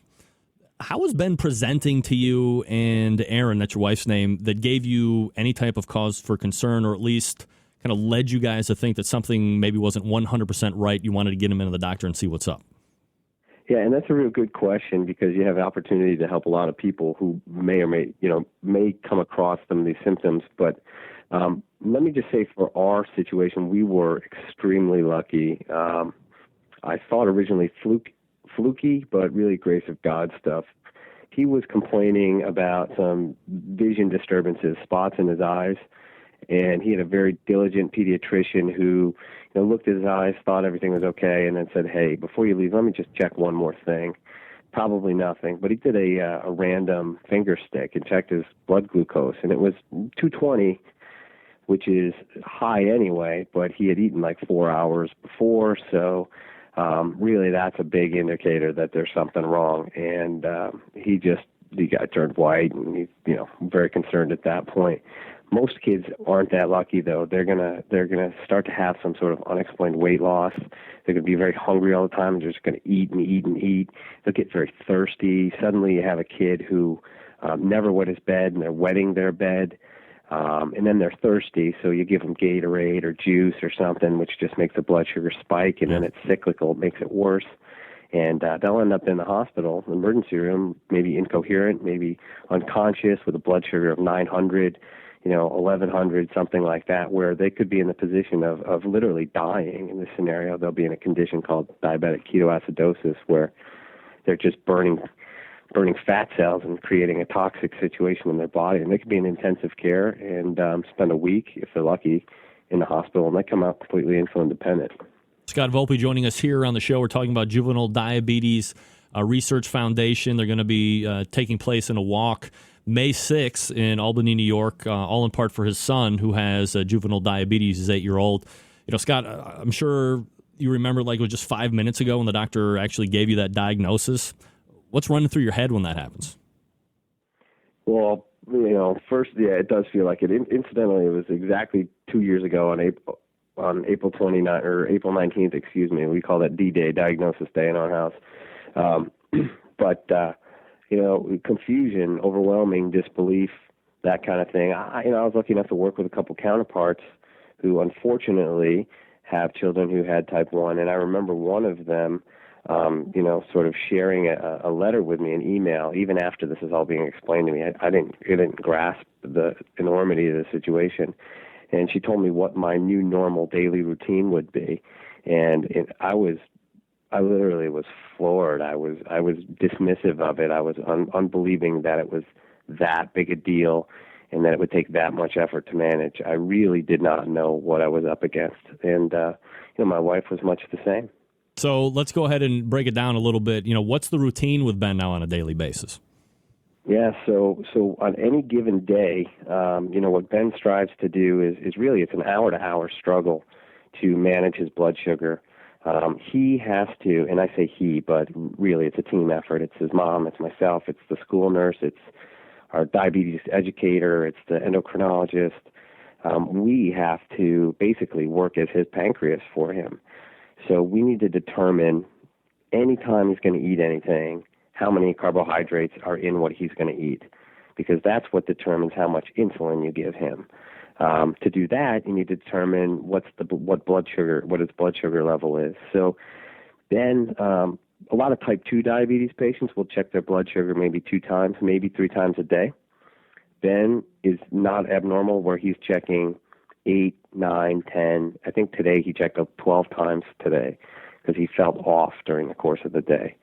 And the challenge is, obviously you got to keep the high blood sugars down, but the most immediate concern is you give someone too much insulin. And then what happens is they go hypoglycemic or they go low. And that's the really dangerous part. And that's the part that leaves parents up at night, scares the bejesus out of them. What happens if my kid's on the school bus and he goes low? What happens if my kid's in the school and he goes low and no one recognizes what's happening? What happens if he goes low at night while he's sleeping? There's a syndrome called dead in bed syndrome. He could theoretically go low long enough and not wake up in the morning. That's the kind of thing that drives Aaron and I to do, bed checks every night, multiple times checking his blood sugar on some occasions, at least once every night. And it's an hour-to-hour struggle. And I got to tell you, sometimes it just feels like crap. And it's because he's got these fluctuations in his blood sugar. And it's just way too much for an 8-year-old to have to deal with. Yeah, absolutely. Scott Volpe joining us here on the show. Scott is my cousin. His son, Ben, I call him my nephew cousin, has been diagnosed with type 1 juvenile diabetes for the past 2 years. And Scott is relaying some information, some warning signs, how it was diagnosed for his son, what they're up against on a day-to-day basis. Scott, just to bring you up to date here, we're probably approaching almost $300 worth just on this segment. I can't even believe it. The Central Lights are coming out in force right now. This is totally awesome. So I just wanted to give you a quick update as far as what we're looking to do here on the show. For the people that might think that they're kind of going down that road, or they might know somebody that has a kid that is exhibiting signs as they're listening to you, is there any place that you can refer them to for like website information and stuff like that? Definitely. Great question. Obviously, if you really suspect that there's an issue, have them call their doctor as soon as possible. That's probably the best advice that I can give you. But if you want to learn more about the condition, there's all sorts of tools on the internet. But one of the ones that I've found to be the most resourceful for me is the JDRF's website. And it's just jdrf.org. And, they have everything. So whether it's information about the disease, what to look for, they also, how to get involved in the community. They have basically everything that you would need from that standpoint. Hopefully they're not in a situation where they have to look at it from, does my kid have this? Or, do I know someone who looks like they're going down that road? I'll tell you real quickly, Ben's teacher was watching Ben for all of the symptoms of diabetes after he was diagnosed. And right next to Ben was a little girl who was onsetting with this disease, had all the things that Ben was supposed to be showing: excessive thirst, going to the bathroom all the time, losing weight, excessive hunger. Teacher never put 2 and 2 together. And shortly thereafter, that girl was diagnosed with type 1 diabetes. Wow. So even when you're looking for it in someone, it doesn't mean you're always going to see it. But the JDRF is a great website that checks these things out. All right, JDRF is the website to check that out. I can hear my phone. It's just like blowing up all over the place because people are donating. So this is completely awesome. I'm totally humbled that the Central Lights are behind us. Just like that. I mean, they don't know you, but, we're showing some pictures of Ben up here while we're having the interview. And just to hear you talk about, what's going on with you guys, both you and Aaron, it's completely overwhelming and inspiring all at the same time, Scott. Just, real quick before I let you go, what's Ben think about it? Do you talk to him? Does he just think that he's got this, pump in him, that it's helping him, kind of stay healthy? He's got a positive outlook. Where's he at? Yeah, Ben, he'll tell you he's half robot because he's, tethered to this machine that helps keep him alive, which, sometimes it looks pretty cool, but the reality is, he thinks the whole thing stinks. His outlook is amazing. He's an amazing kid. He never asks why me, but he gets sick of getting poked with needles and all that fun stuff. And he's got to go to birthday parties, and we got to really do some work to figure out how can he have a cupcake? How much insulin does it take? And so one of us has to be there, that kind of stuff. So he has some limitations, no question, but he handles it like a trooper. When he was diagnosed, his first concern was to let the kids know in his class that this disease was not contagious, that they couldn't get it from him, And he really went out of his way to ask his teacher if he could teach them about diabetes. He brought in a teddy bear, showed him where he's going to check the blood sugar, and really takes a teaching approach. And even the little girl in his school that has it, he takes sort of a leadership role in helping her. And I just, his mom and I, we could not be more proud of the way that he handles it. He's not aware of all the ramifications of poorly controlled blood sugar, but we are. And we do our best to shield him from that because he's, at the end of the day, even though his day isn't like a kid's day, he's still a kid. But he's an amazing little guy. Scott Volpe joining me here on the show. Again, the website, if you want to get more information, jrdf.org. If you want to read a little bit about Ben and help out after the show, if you're getting us on podcast, go to the website, thebbqcentralshow.com/Ben's-Avengers. And you can read a little bit about Ben there. And then if you feel obligated, or not obligated, but if you feel like it's a charitable donation that you want to get behind, we certainly would love to have you. You can hyperlink right over to the personal page that I sent up over on jdrf.org as well. And we'll go from there. Scott, I appreciate the time tonight, man. I know it's kind of a personal subject, but whatever I can do to help, I'm always there for you. And it looks like the Centralites have really turned out in force to kind of help support, even though they can't be there for the walk on May 6th. If we can do it financially, that's what we're here for. So thanks for coming out tonight and sharing the story, man.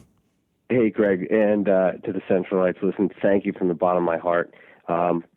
Your support is overwhelming, and we've seen similar support from friends and family and friends of friends and friends of family and family of friends and coworkers, and it's just been unbelievable to see that kind of support behind us. So I just want to give a really heartfelt thank you to you and your efforts and all of your supporters of the show. Obviously, your fans are doing something right if they're just going to step up and help us out, and I really can't say thank you enough. I will also say that if we didn't raise a nickel tonight, just having this discussion and raising awareness for the situation would be worth it. And if anybody out there who does not feel like they want to donate, that's fine. We are happily accepting prayers in place of donations. So thank you so much, Greg. I really, really appreciate it. And thanks to everybody. You got it, man. We'll talk soon. Take care. All right. You got it. There he is. It's my cousin, Scott.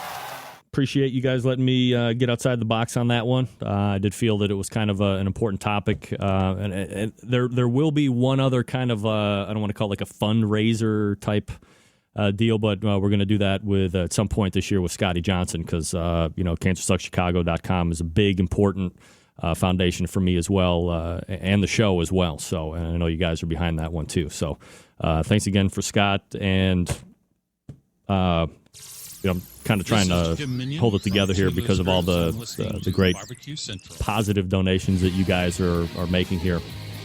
So, let me struggle through this live read real quick, and it's going to be for this guy right here. Oh, wait. Well, we know who that was from, right? All right, gang, look. If you're like me, then you are always trying to think of a way to step up your barbecue and grilling game. And there's no better or easier way than to do that by adding a little Butcher Barbecue to your arsenal. Now, you need some validation before you need to head over to butchersbarbecue.com to order. Fine. How about the last three winners of the Houston Livestock Barbecue Competition? All have used and won with Butcher's Barbecue. Top teams in KCBS, FBA, IBCA, they all use Butcher's Barbecue products. How about the fact that the Pitmaster of Butcher's Barbecue uses Butcher Barbecue products? All that did was get him third overall in the KCBS Team of the Year for 2011. Need I say more? Now, we all know that Butcher's is well known for the regular pork and beef injections. Well, the Prime injection, which has combined all the things loved with their beef injection, using its award-winning flavor enhancer and its ability to keep your juicy briskets, they have combined it with what has become the competition standard in beef flavor. It's what Dave uses. The competition's available for sale right now at butcherbbq.com. Now, perhaps you are looking for a go-to rub or sauce. Friends, you've hit the mother load here as well. Butcher's Barbecue has a full line of award-winning rubs. One of my first personal favorites is that steak and brisket rub, but I love honey rub, and of course that premium rub. Use that, especially if you inject with Butcher's, because it is formulated to work with the injection. It's a perfect 1-2 punch to impress judges and friends alike. Last but not least, I can't say enough about that Butcher's Barbecue sweet barbecue sauce. It is simply my favorite sauce on the market, whether it be mass-produced or a custom-based sauce. It's not overwhelmingly sweet. It's got a nice slice of tang, just that right amount of back-end heat, and no liquid smoke, which I appreciate and adore. No worries on breaking the bank when it comes to shipping either. Dave has really somehow brutalized the USPS, banged them down for great shipping rates. Orders $55 or less ship at $7. That's right, only $7 for $55 or less. And, of course, $56 and up, it ships at $9. It's all cheap. Forget about it. Get 6 bottles of sauce and a case of rub and 20 pounds of injection. It's going to ship for no more than $56. Head on over to butcherbbq.com. Stock up now. butcherbbq.com. Butcher's Barbecue. Always trust your butcher. All right, we're a little late. I apologize for that, but I know Meathead will certainly appreciate that and give me room. But we'll make it up to him on the back end. We're coming back with Meathead right after this. Stick around. We'll be right back.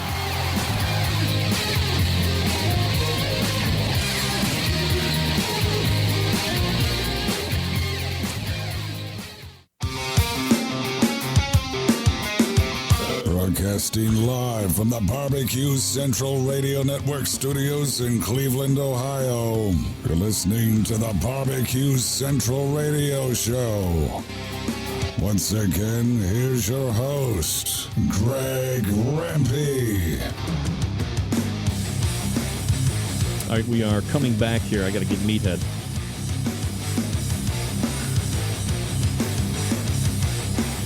I told him to get me the mute sooner. Now I'm forced to try and do 20 different things at the same time. Is this going to work?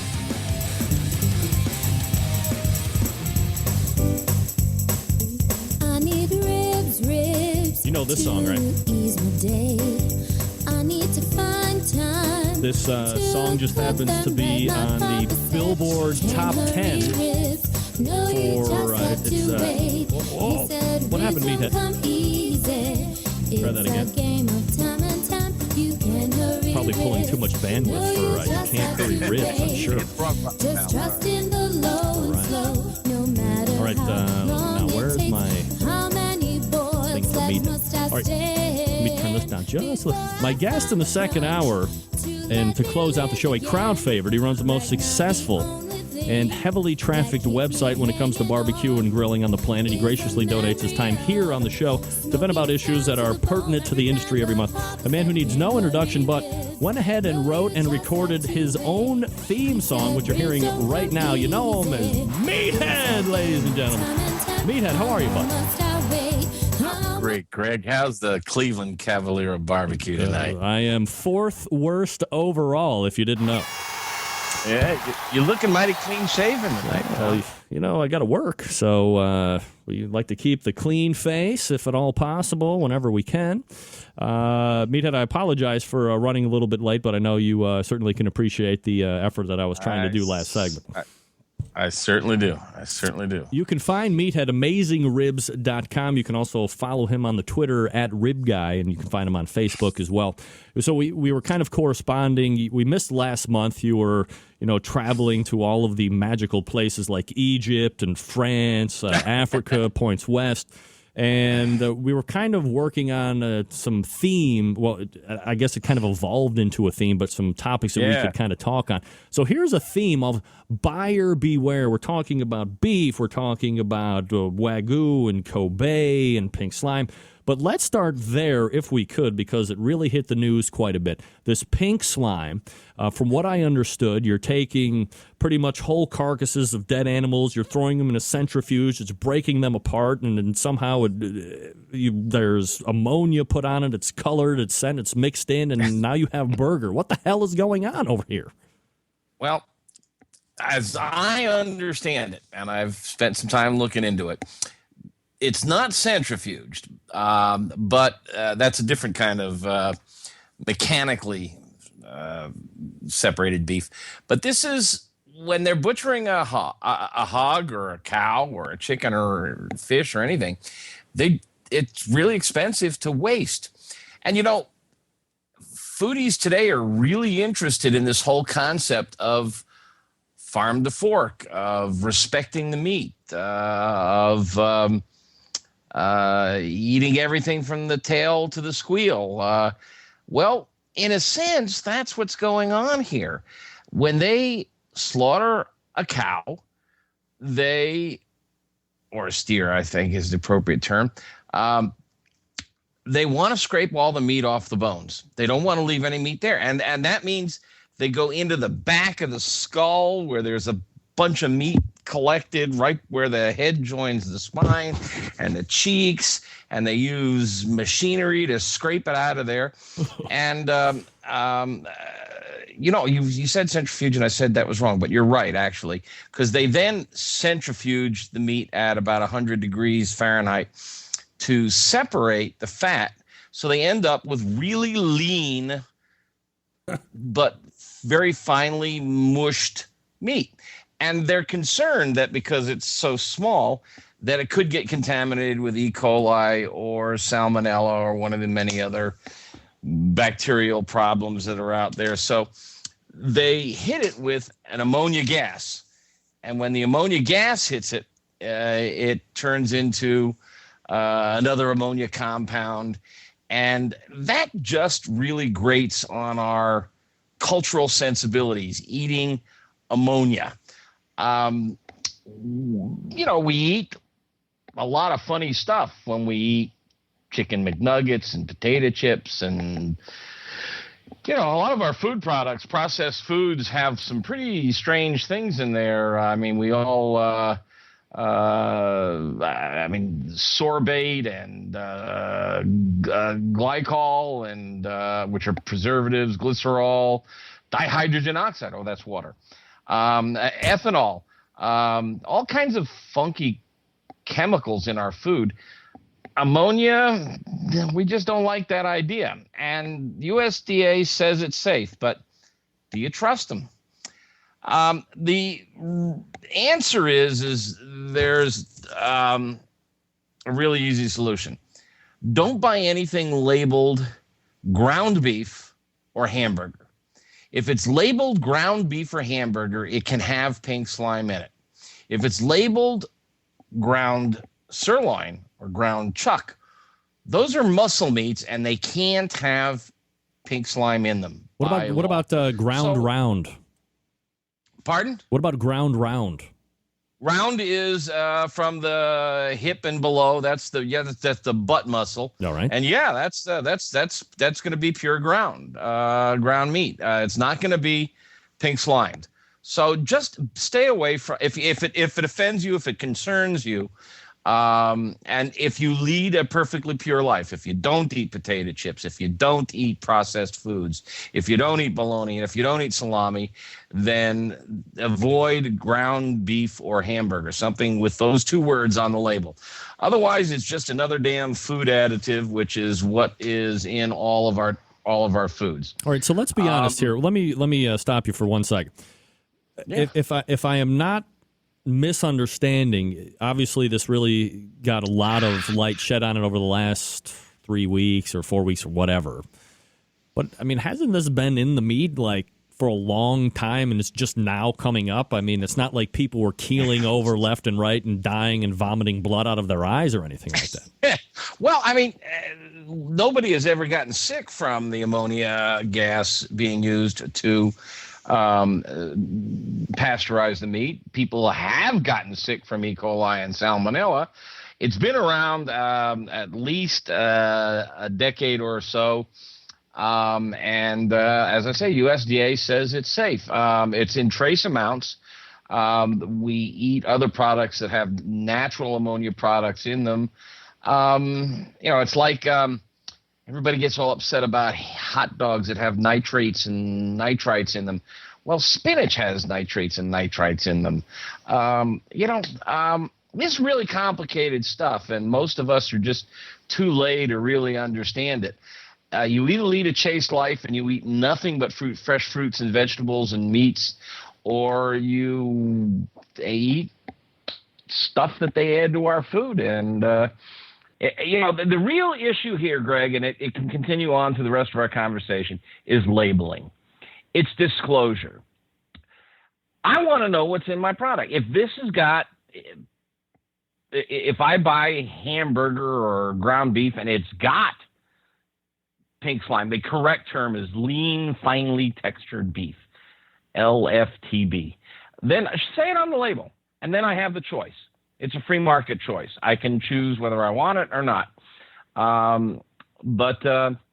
It goes to, I mean, we're going to talk in a little bit about Wagyu, which is also a labeling question. Prime rib, which is a labeling question. Certified Angus. All right, now let's not blow our wad all in one fell swoop here. Well, let's ease into this. Let's take our time and romance the topics. Now, the other thing I just heard yesterday, in keeping with this pink slime thing, is a sushi scrape. So for people that think, well, I eat fish and I eat sushi and I'm better than you and go fuck yourself,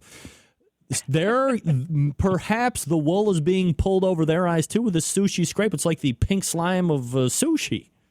Well, it's a little different. I don't believe it's getting hit with ammonia gas, but it is. It's fish meat that's scraped off the bone, so it's kind of like ground fish. It's not whole muscle meat. Whole muscle meats in general are fairly safe, not entirely, but it's when you start grinding things up that any microbes on the surface get on down into the inside of it, and they can be hazardous to your health. So scrape is another thing. I think people are just starting to wake up to the fact that our industrial, commercial, factory food system, which gives us mass quantities of delicious, cheap food and feeds our country and the poor around the world, has some problems. It's not exactly pure, and I guess it's kind of finding out that your wife had 43 boyfriends before you got married. It's shaken a lot of people's faith and confidence. I think we're going to be spending a lot of time, you and I and the rest of us, looking at our food supply over the next few years, how the food gets to our table. But at the bottom line here is, how is it labeled? Just tell me what I'm buying, and I got no problem with it. If we're talking about wives having 47 lovers, and the next question, I wasn't speaking to you particularly. Greg, no. But here's my thought. It's your fault if you didn't ask the right questions when you guys were going out to uncover how many people she might have bed down. Likewise, it's your fault, or, well, obviously it's a little bit different here, but is it just a matter of us asking questions on where all of this stuff is coming from now? Or to me, it would seem maybe a little bit more complicated. And then is there a government that's going to have to get involved? And then this is big business stuff. So ultimately that all gets kind of washed out and you kind of never hear about it again all of a sudden. Yeah. The problem is who's got the time to really study this? I do, because I make my living at it, which is why we're talking about it. Right. But you guys out there, the folks in the chat room, the listeners out there, they got real jobs. Yep. They don't have time to make a study of our food supply. And what makes it through to the popular media, I was a journalism major in college. You do your best as a reporter. I worked for the Washington Post and Chicago Tribune. You work hard to get the facts and get them straight. But science reporting is really hard nowadays. It's not like it was 50 years ago. Science is, we're talking about really complicated issues here. And the media often gets it wrong. The media often gets it sensationalized. Often they get it right. You got to go to good sources. New York Times has been true as an arrow on a lot of these subjects. And there are other sources. Marion Nestle, Marionnestle. I forget her website, but Google her, follow her, sign up for her stuff. She is on top of, and a great she's a molecular biologist by trade, but she actually writes in English, and she knows what's going on in the world of food supply and food politics. It's really an issue of concern today. I want to know what's in my food. I want it labeled. When I buy butter, I want it to be 100% butter. I don't want 25% lard mixed in. I mean, when you buy Cabernet Sauvignon from Napa Valley, it can be 25% anything else. Right. It can be 75% Cabernet and 25% anything else. When I buy Maine lobsters, I want them to come from Maine, not from Saudi Arabia. When I buy champagne, I want it to come from the Champagne district of France. When I buy Kobe beef, am I getting ahead of myself here? Yes, of course you are. But look, here's an interesting point made by one of the smartest beef men that I know and sponsor the show, Dave Bosca from Butcher Barbecue. And this makes utter sense to me. It is simplistic and it is right on point. With the rise of human numbers, the beef industry has less beef in the U.S. We must feed more with less. So what's the best way to do that? Figure out some way to supplement the true beef with something that might be like beef to make more with less. Well, pig slime, or more correctly called lean, finely textured beef, is a viable product as long as they do their research, they're careful, they make sure it's safe, and just label it so that ground beef and hamburger will therefore likely to be cheap, because many people who can afford to buy ground sirloin or ground chuck or ground round will pay a little bit more for these whole muscle meats to be comfortable, and those who can't afford it will buy the lessers. And we've just got to make sure that our government has the resources to make sure that these products are in fact safe if they've been treated with ammonia. You know, there is something else you can do at home. This is a lot of people say, well, I have great confidence in my butcher. Well, you're not in the back room. A great source of contamination and other problems happens in that back room. And even a really good butcher can end up with compromised equipment if they don't clean that meat grinder on a regular basis. But what I love to do is I'll go down to my butcher and I'll go to the meat counter and I'll pick out a nice big chunk of chuck meat and I'll look at it, and I like 80-20 blend in my burger, and I'll make sure it's about 80-20 fat, lean to fat ratio, and I'll hand it to the butcher and I say, will you grind that for me? Sure, no problem. And he goes in the back and grinds it for me. I come out with really fresh ground. Now, it doesn't mean it's not been contaminated on his grinder. Hopefully it hasn't. But I come back with really fresh, really well made. And if there is a contamination, chances are it's a very low level. There's another way to do it, and that is grind it yourself. And before you grind it, get a pot of water boiling and take that chuck steak and dunk it in the pot of water for 10, 20, maybe 30 seconds at the most. I won't hear of it. No way. Forget it. Yes. Yeah, it won't hurt the meat. It'll pasteurize the outside, which is where the contamination could be. Then you grind it. You'll never know it has just been dunked for 20 seconds. It's not really cooked. And you've pasteurized it. You've pasteurized the meat. Now you can grind it up, and now serve it medium rare. Serve it rare. It's safe. Because you've killed everything on the outside while you're grinding nothing but succulent. Before you're grinding. Right. And you've taken away all the contamination that you're now grinding in on top of each other. All right. Let's start this topic here before we go to break in about 2 minutes, which is prime rib not being prime rib. What is that all about? Well, prime, as probably all your readers and listeners know, is a grade of beef. The inspectors come in and they look between the bones of the rib, I forget, 12th or 13th bone, I forget, but they look between the bones and they look at the marbling in the meat, in the ribeye, and they say, this is really heavily marbled. This is not a really old cow. We'll call this a prime cut, or rather, we'll call this meat prime. They look at it and they say, they're pretty good marbling, but not a great deal. We'll call it choice. And the general scale is prime, which is your highest, choice, which is just below it, and then select, which is just below that. Prime rib is usually just a big roast from where the ribs are attached. It's ribeye essentially, only in a long tube. It is not necessarily prime grade. In fact, most of the time it isn't. In fact, rarely is it prime grade. It's called prime rib because these big muscle sections were called primals. The chuck is a primal. The rib is a primal. It's called prime rib, but a lot of people think they're buying prime beef.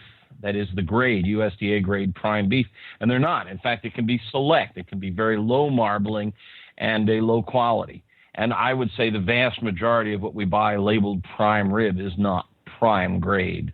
All right, so basically what we're talking about here, as we'll continue on, is this seems to be like a marketing effort where I'm going to tell you this is what it is. You're going to hear people talk about it. You might see it on some television shows with some big-name talking head chefs also mention it. So now you go into the grocery store and you want prime this or whatever, and it's not actually that, but because the guy across the counter is telling you that's what it is, you're feeling good, and you go on your merry way, and you think you've gotten over on somebody when, in fact, somebody's gotten over on you.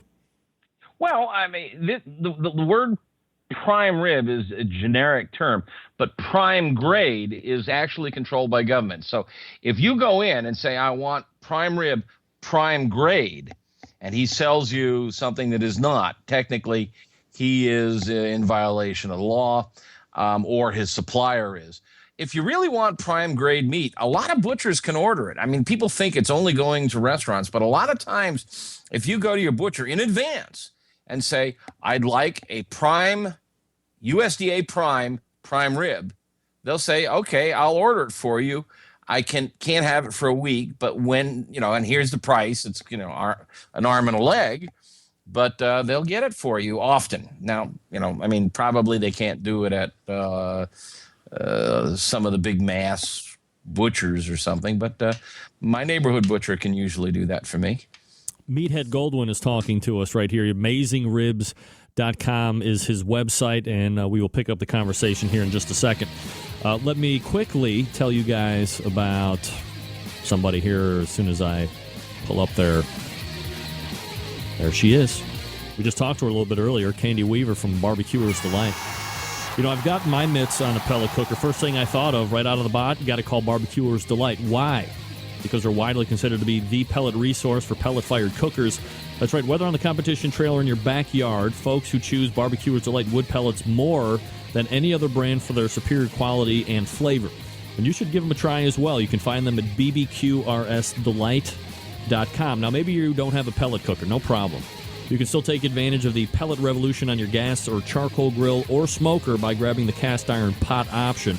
Buy yourself a nice sampler pack of pellets, load 1/3 cup into the pot, and then place it in your cooker or grill. Let that sweet, succulent smoke take care of the rest. Now, maybe you're not familiar with pellets. Let me give you a little insight here. When pellets are made, all of the air within that cellular structure of the wood is evacuated, thus concentrating the wood into a very dense form. Much denser than natural trees, and as compared to other wood flavor enhancers, pellets will yield a more intense smoke more quickly, which seals the food, locking in natural moisture and adding smoke flavor exactly when it's needed. Now, since pellets have been processed from sawdust by pressure, that generates heat, and any contaminants present in the wood are eliminated, kind of like dunking that meat in hot water like meatheads. This process produces a sterile, smoking wood product of consistent quality. Pellets are easy to use since you don't have to soak them in water prior to use, and it's easy to blend wood flavor and produce consistent results each and every time with the use of Barbecuer's Delight wood pellets. Now, here's something that you have to remember. If you're just ordering the 1-pound flavor bags, that's 100% flavor wood. But if you have a pellet cooker like me or a lot of the other people out there, it's a little bit different. Candy and the folks at Barbecuer's Delight have determined that a blend of 2/3 oak and then 1/3 flavor wood is the optimum way to go to ensure great smoke flavor, but giving you that consistent high BTU temperature burn that you need during the cook. Now, do yourself a favor. Go grab some Barbecuer's Delight pellets right now. Visit them at bbqrsdelight.com. That's bbqrsdelight.com. Check out all the flavors they have. Stop fussing with the sticks and the chunks. Barbecuer's Delight, the choice of competition cooks and backyard hacks like me all over the country. bbqrsdelight.com. All right, we'll come right back with Meathead. Stick around. We'll be right back. Big name interviews, advice on cooking brisket and ribs, and the only host willing to share his honest opinion on all things important in the world of barbecue. It's the Barbecue Central Show. All right, we are back talking with Meathead about mislabelings, pretty much is what it's boiling down to here, more or less, tonight. Meathead, thanks for joining me and hanging with me through the break there. One of the other things that I wanted to talk about, and I would talk about certified Angus beef, but I think that topic was covered in rare form at the end of last year by Dave Bosca from Butcher Barbecue. Unless you have... Yeah, I heard that. He knows his stuff. Absolutely. So there is, of course, this...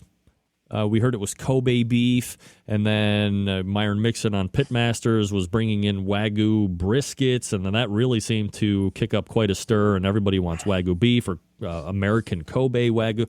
Wagyu's not Wagyu, it's not Kobe.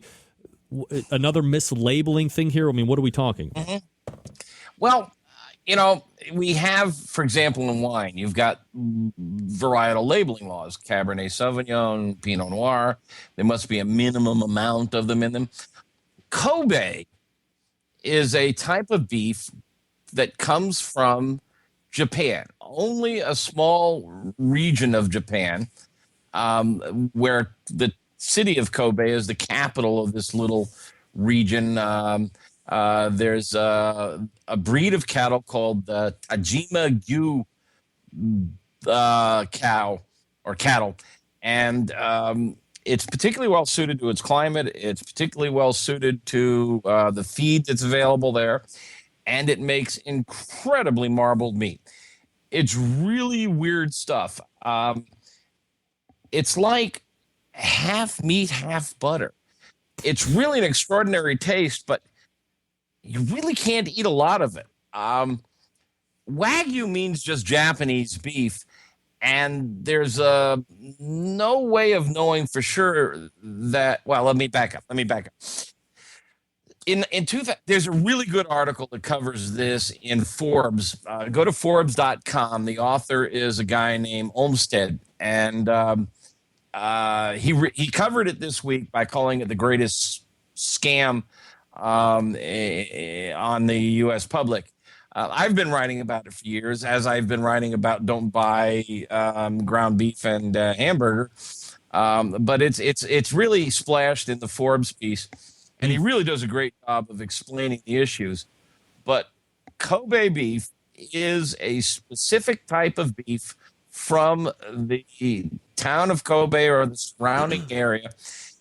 And it's extraordinary, and it's rare, and it's only from this area, and it doesn't taste like anything grown anywhere else in the world. Doesn't taste anything like it. And beginning in 2010, when hoof and mouth disease was discovered in Japan in a small number of cattle, they banned Japanese imports into the U.S. So there is no Kobe beef imported in the U.S. since 2010. There used to be like 2 little websites that you could order it from at huge expense because it was shipped fresh. Oh. It was shipped on ice, and the stuff was just as good as in Japan. Here in the U.S. and in New Zealand and Australia and other places, they have Japanese breeds of beef. Maybe they're the Tajima Gyu cattle. Maybe they're another breed of cattle, and they're just called Wagyu.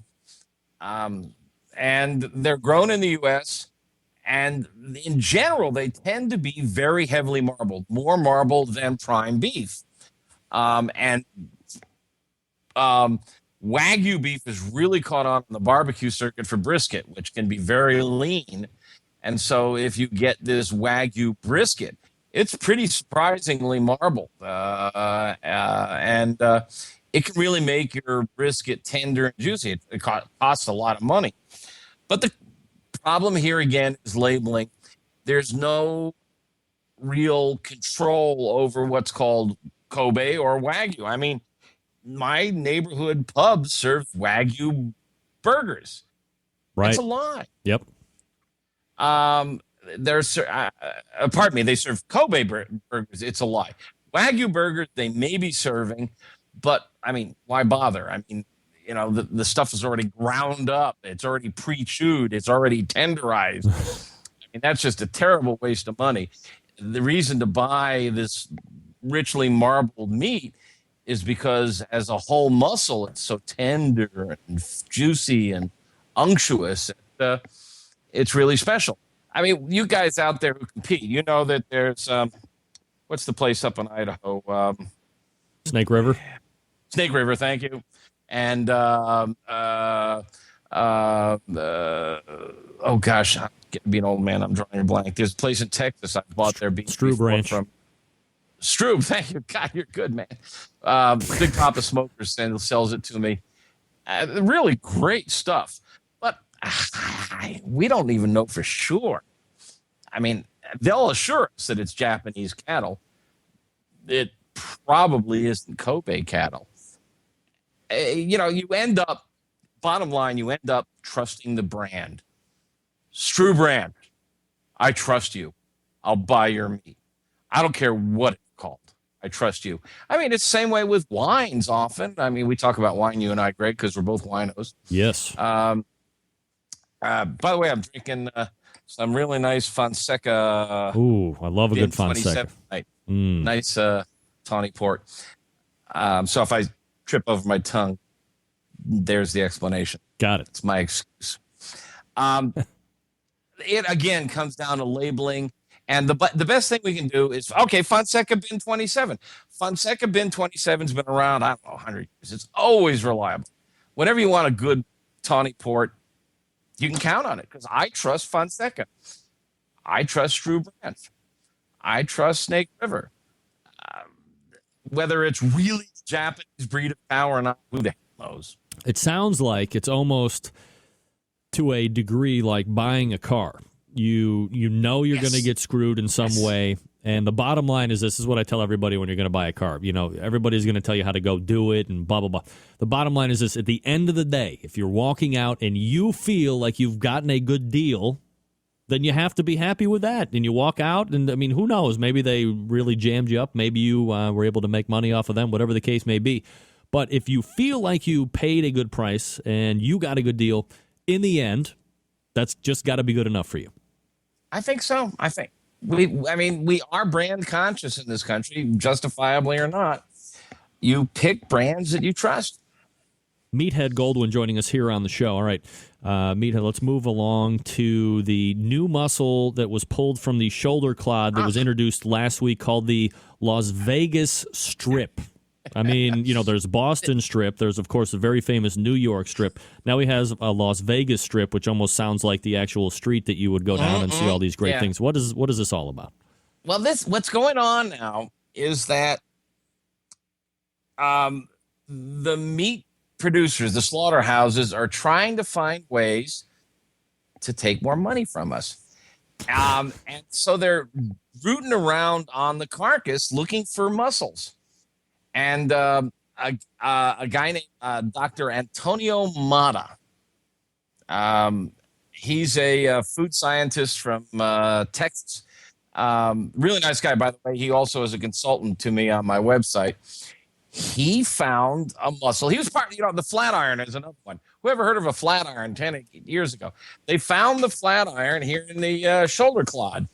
Well, he found another muscle in the shoulder clod. And it's not enough to find a muscle. You got to find a way to extract it efficiently. But it's a really nice muscle. It's, I don't know, maybe 10 or 12 inches long, about 4 or 5 inches wide, only about 3/4 of an inch thick in the center, tapers a little on the edges.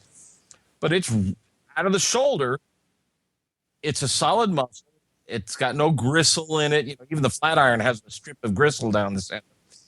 Really tender, really meaty, really juicy. And it grills up beautifully.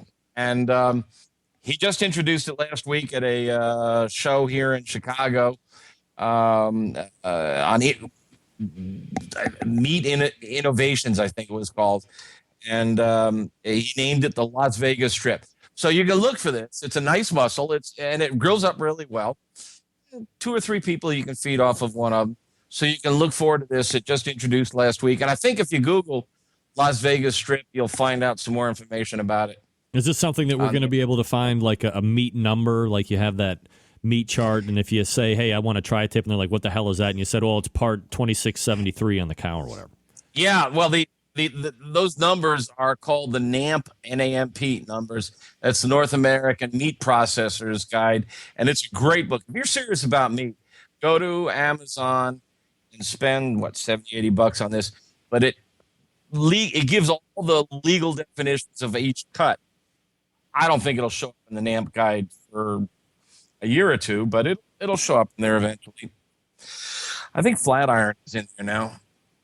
I like Flatiron myself. It's very cheap, and I can feed my daughters with it, and they don't sit there and bitch about low cost. It's really a piece of chuck. In fact, I'm working on my chili recipe, and I went down to the grocery today to get some chuck to use in my chili recipe, and there was a piece of Flatiron laying there labeled as chuck. Well, I mean, Flatiron generally sells for a lot more than a chuck, but I guess my neighborhood grocer didn't realize what he had. He just cut this muscle out and called it chuck. But it's a nice cut of meat. It's really tender. It's just got this big strip of gristle down the center. You just eat around it. But I want to go back. You said that the CAB, or the Certified Angus Beef, has been covered really well. Yeah. I just want to cover it in 30 seconds. Yep. In case people didn't hear it. But the Certified Angus Beef organization is a trade association, and their goal is to create a market for their meat. And they created a brand called Certified Angus Beef. And what's interesting about it, where the deception is that it's not necessarily Angus, even though it says certified. The real control is it must have a black hide. Well, most cattle that have black hides have some Angus in their lineage, but because it's dominant gene, I think. But it can have all kinds of other stuff in it. It's really a meaningless designation. The only really meaningful aspect of it is that CAB, or Certified Angus Beef, must be minimum of choice grade. So, like, if you're looking for a brisket and you don't want to spend prime or Wagyu, if you buy a Certified Angus Beef, it'll be at least choice. And I wouldn't cook a brisket that was less than choice. You'll just likely end up with shoe leather. I don't care what you inject into it. So CAB does guarantee you a minimum of choice grade. Of course, USDA labeling can do the same. All right. But there's maybe no Angus in this cow whatsoever. Minute and 15 seconds left. Your favorite cut of beef after all this beef and slime and sushi scrape and all that crap. Obviously, prime rib is not prime rib. What's the favorite cut of beef? I've heard you ask this of everybody, and they all say ribeye. Hell yes. That's fabulous. Bone-in ribeye. Let me suck on the bone. That sounded bad. I'm going to say something else. All right, go. I'm going to say the spinalis dorsi. Now, what the hell is spinalis? Sounds like the neck. When you cut a ribeye, think about a ribeye. You've got this round muscle in the center. That's the longissimus, and it runs along the spine. There's this little crescent piece of meat. There's a layer of fat separating it from the longissimus, and it almost always is overcooked. It's almost always well done. It's almost always If you get rib roast, you can peel that muscle off, and if you look at it carefully, it looks like Kobe. It is so heavily marbled, so rich, so succulent. It is so delicate, and so it's a part of the ribeye. But if you get next time you buy a rib roast, everybody will love having that center round piece. They call it the eye of the ribeye. You slip that outer crescent cut off. If you slip it off the whole roast, it's sort of shaped like a salmon fillet, narrow at one end, wide at one end. It's amazing. It's just utterly amazing. Grill that up and just melt in your pants. Melt in my pants? What are you talking about? Bartender, pour me another one. This guy's had enough. Oh, my God. All right. Well, we didn't get to it tonight. That's right. Absolutely. We didn't get to it tonight, but so next month we will lead with mopping, spritzing, and basting. However, let me ask you this. We'll talk about that next month, no problem. Let me ask you this. You know, you go on and on, Meathead, about this guy over on the West Coast, and he's real radio and blah, blah, blah, caters to new guys. How long did that tell the people, how long did that son of a bitch have you on his radio show for exactly? Tell me right now. Oh, how did you learn about this? I listened to it after you told me. He's a great guy, and he really does good radio. And the answer is he had you on for 5 minutes. 5 minutes. Outrageous. I just had you on for... crammed up against the back end. Oh, that sounds terrible. We're feuding now. I'm pissed at him, and he's pissed at me for being pissed at him. Outrageous. I just had you on for 47 minutes. Not as good as you, Greg. Of course Nobody's not. Well, that's all I was looking for. Thank you, Meathead. All right, Meathead, I'm cutting you loose, but next month it is mopping, spritzing, and basting at a minimum, and then we'll work on some other stuff from there. All right, have a good night, Meathead. New research on the subject. Take care. There he is, Meathead. As always, a fabulous guest talking about a number of different items. I believe he just fessed up to having one too many. Happens to the best of us. Sometimes you get the tawny port flu, I believe is what it's called. All right, Chris Grove from Nibble Me This just referenced this next read. This is a public service announcement going out to all of the Centralites here, so stay tuned for this as I have to quickly find all of my buttons. There he is, Stephen DeFranco, Stephen DeFranco Jewelers. Look, being married to a barbecue maniac can be trying. Think about all these nonsense a barbecue wife has to put up with. You know, a few examples. We talk about them each and every week. You're always making a huge mess in the kitchen. All you think about is barbecue with your books, your TV shows. Hell, some of you actually tune in live to a internet radio show every Tuesday from 9 to 11. To you, your stinky clothes of smoke smell great. To your significant other, not so much. They kind of stink up the house. Exactly how many years has she been putting up with this? Probably too many to count. The spice cabinet full of jars of rubs and spices. Some have probably turned by now. You know, when was the last time you bought her a new piece of jewelry? Call Steve at Stephen DeFranco Jewelers. He can help. Heck, he has got to get himself out of trouble sometimes with his wife because of his own barbecue addiction, so he knows exactly what you're talking about. Now, whether you participate in competition barbecue or you just barbecue to have fun like me, taking care of your wife by showing her how much you love her with a beautiful diamond anniversary ring from Stephen DeFranco Jewelers is just the ticket for allowing you to continue to mess up the kitchen with all your barbecue insanity. And I know what you're thinking of, Centralites. You're thinking this is way too much. You're going to break the bank. You're going to ruin plans for the new grill or smoker. The diamond anniversary rings from Stephen DeFranco, very affordable, starting at under $500. Not only does Steve have great stock and quality, but if you go to StephenDeFranco.com, you can see lots of great styles and the really great prices to boot. Now, as always, Steve has very special barbecue brother and sister deal just for you. Here's how it works. You go to StephenDeFranco.com, you pick out a new diamond anniversary ring, then you call Steve, 440-943-2700, 440-943-2700. Tell him you're a barbecue brother or sister. He'll give you an extra $50 off the already discounted price of the watch. And he'll ship it to you for free. You can save that money. You can take your wife out to a non-barbecue dinner, for crying out loud. Again, ask for Steve directly after you go to StephenDeFranco.com. 440-943-2700. That's 440-943-2700. You'll be happy you did it, and your wife will be more than happy. And as we all know, my saying, happy wife, happy life. We'll be back to wrap the show up right after this. Stick around. We'll be right back.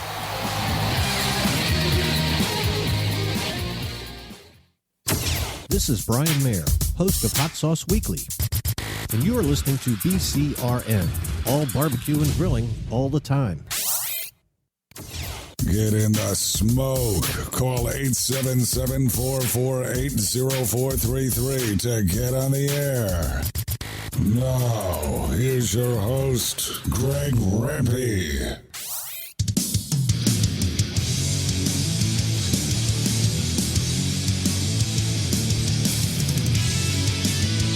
All right, wrapping up here a couple minutes after the hour of 11 o'clock, so I apologize for running long, but well worth it. Both the second hour guests brought it really strong. Let me go to the email here real quick, see where we're at. What do we got here? All right. We are... I want to get into my email real quick.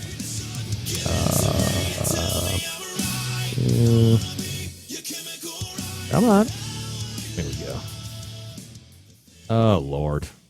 I just want to see where my page is. Here we go. Personal page. Let's get a update, if you can believe it or not. You got to be freaking kidding me, right? Here we go. Tonight's outrageous, kind of spontaneous fundraiser for my cousin Scott's kid, Ben, who is type 1 diabetic.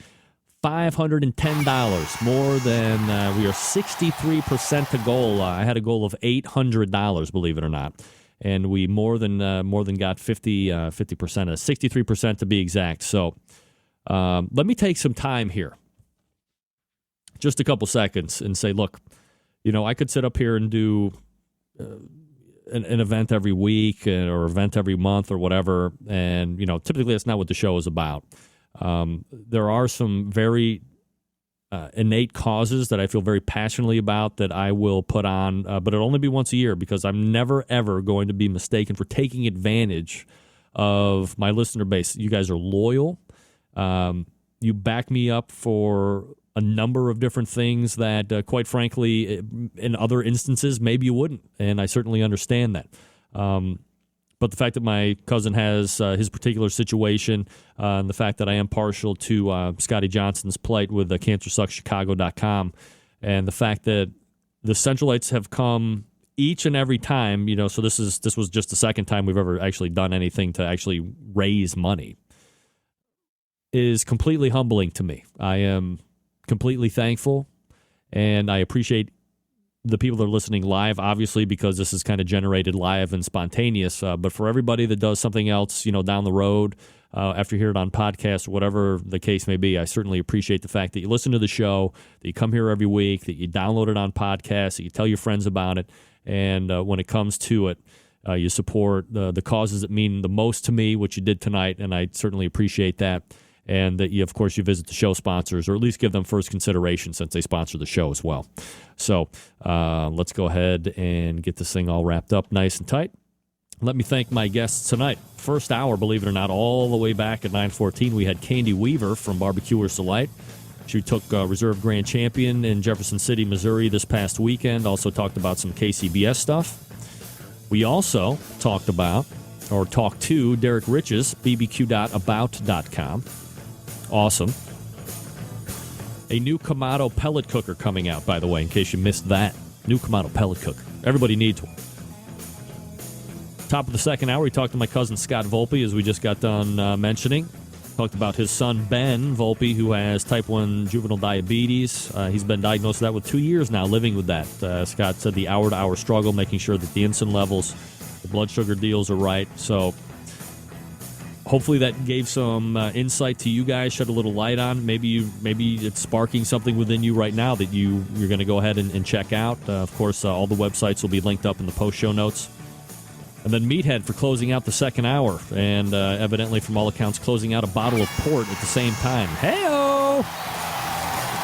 Let me help to remind you and control that rusty grill grate population that's out there.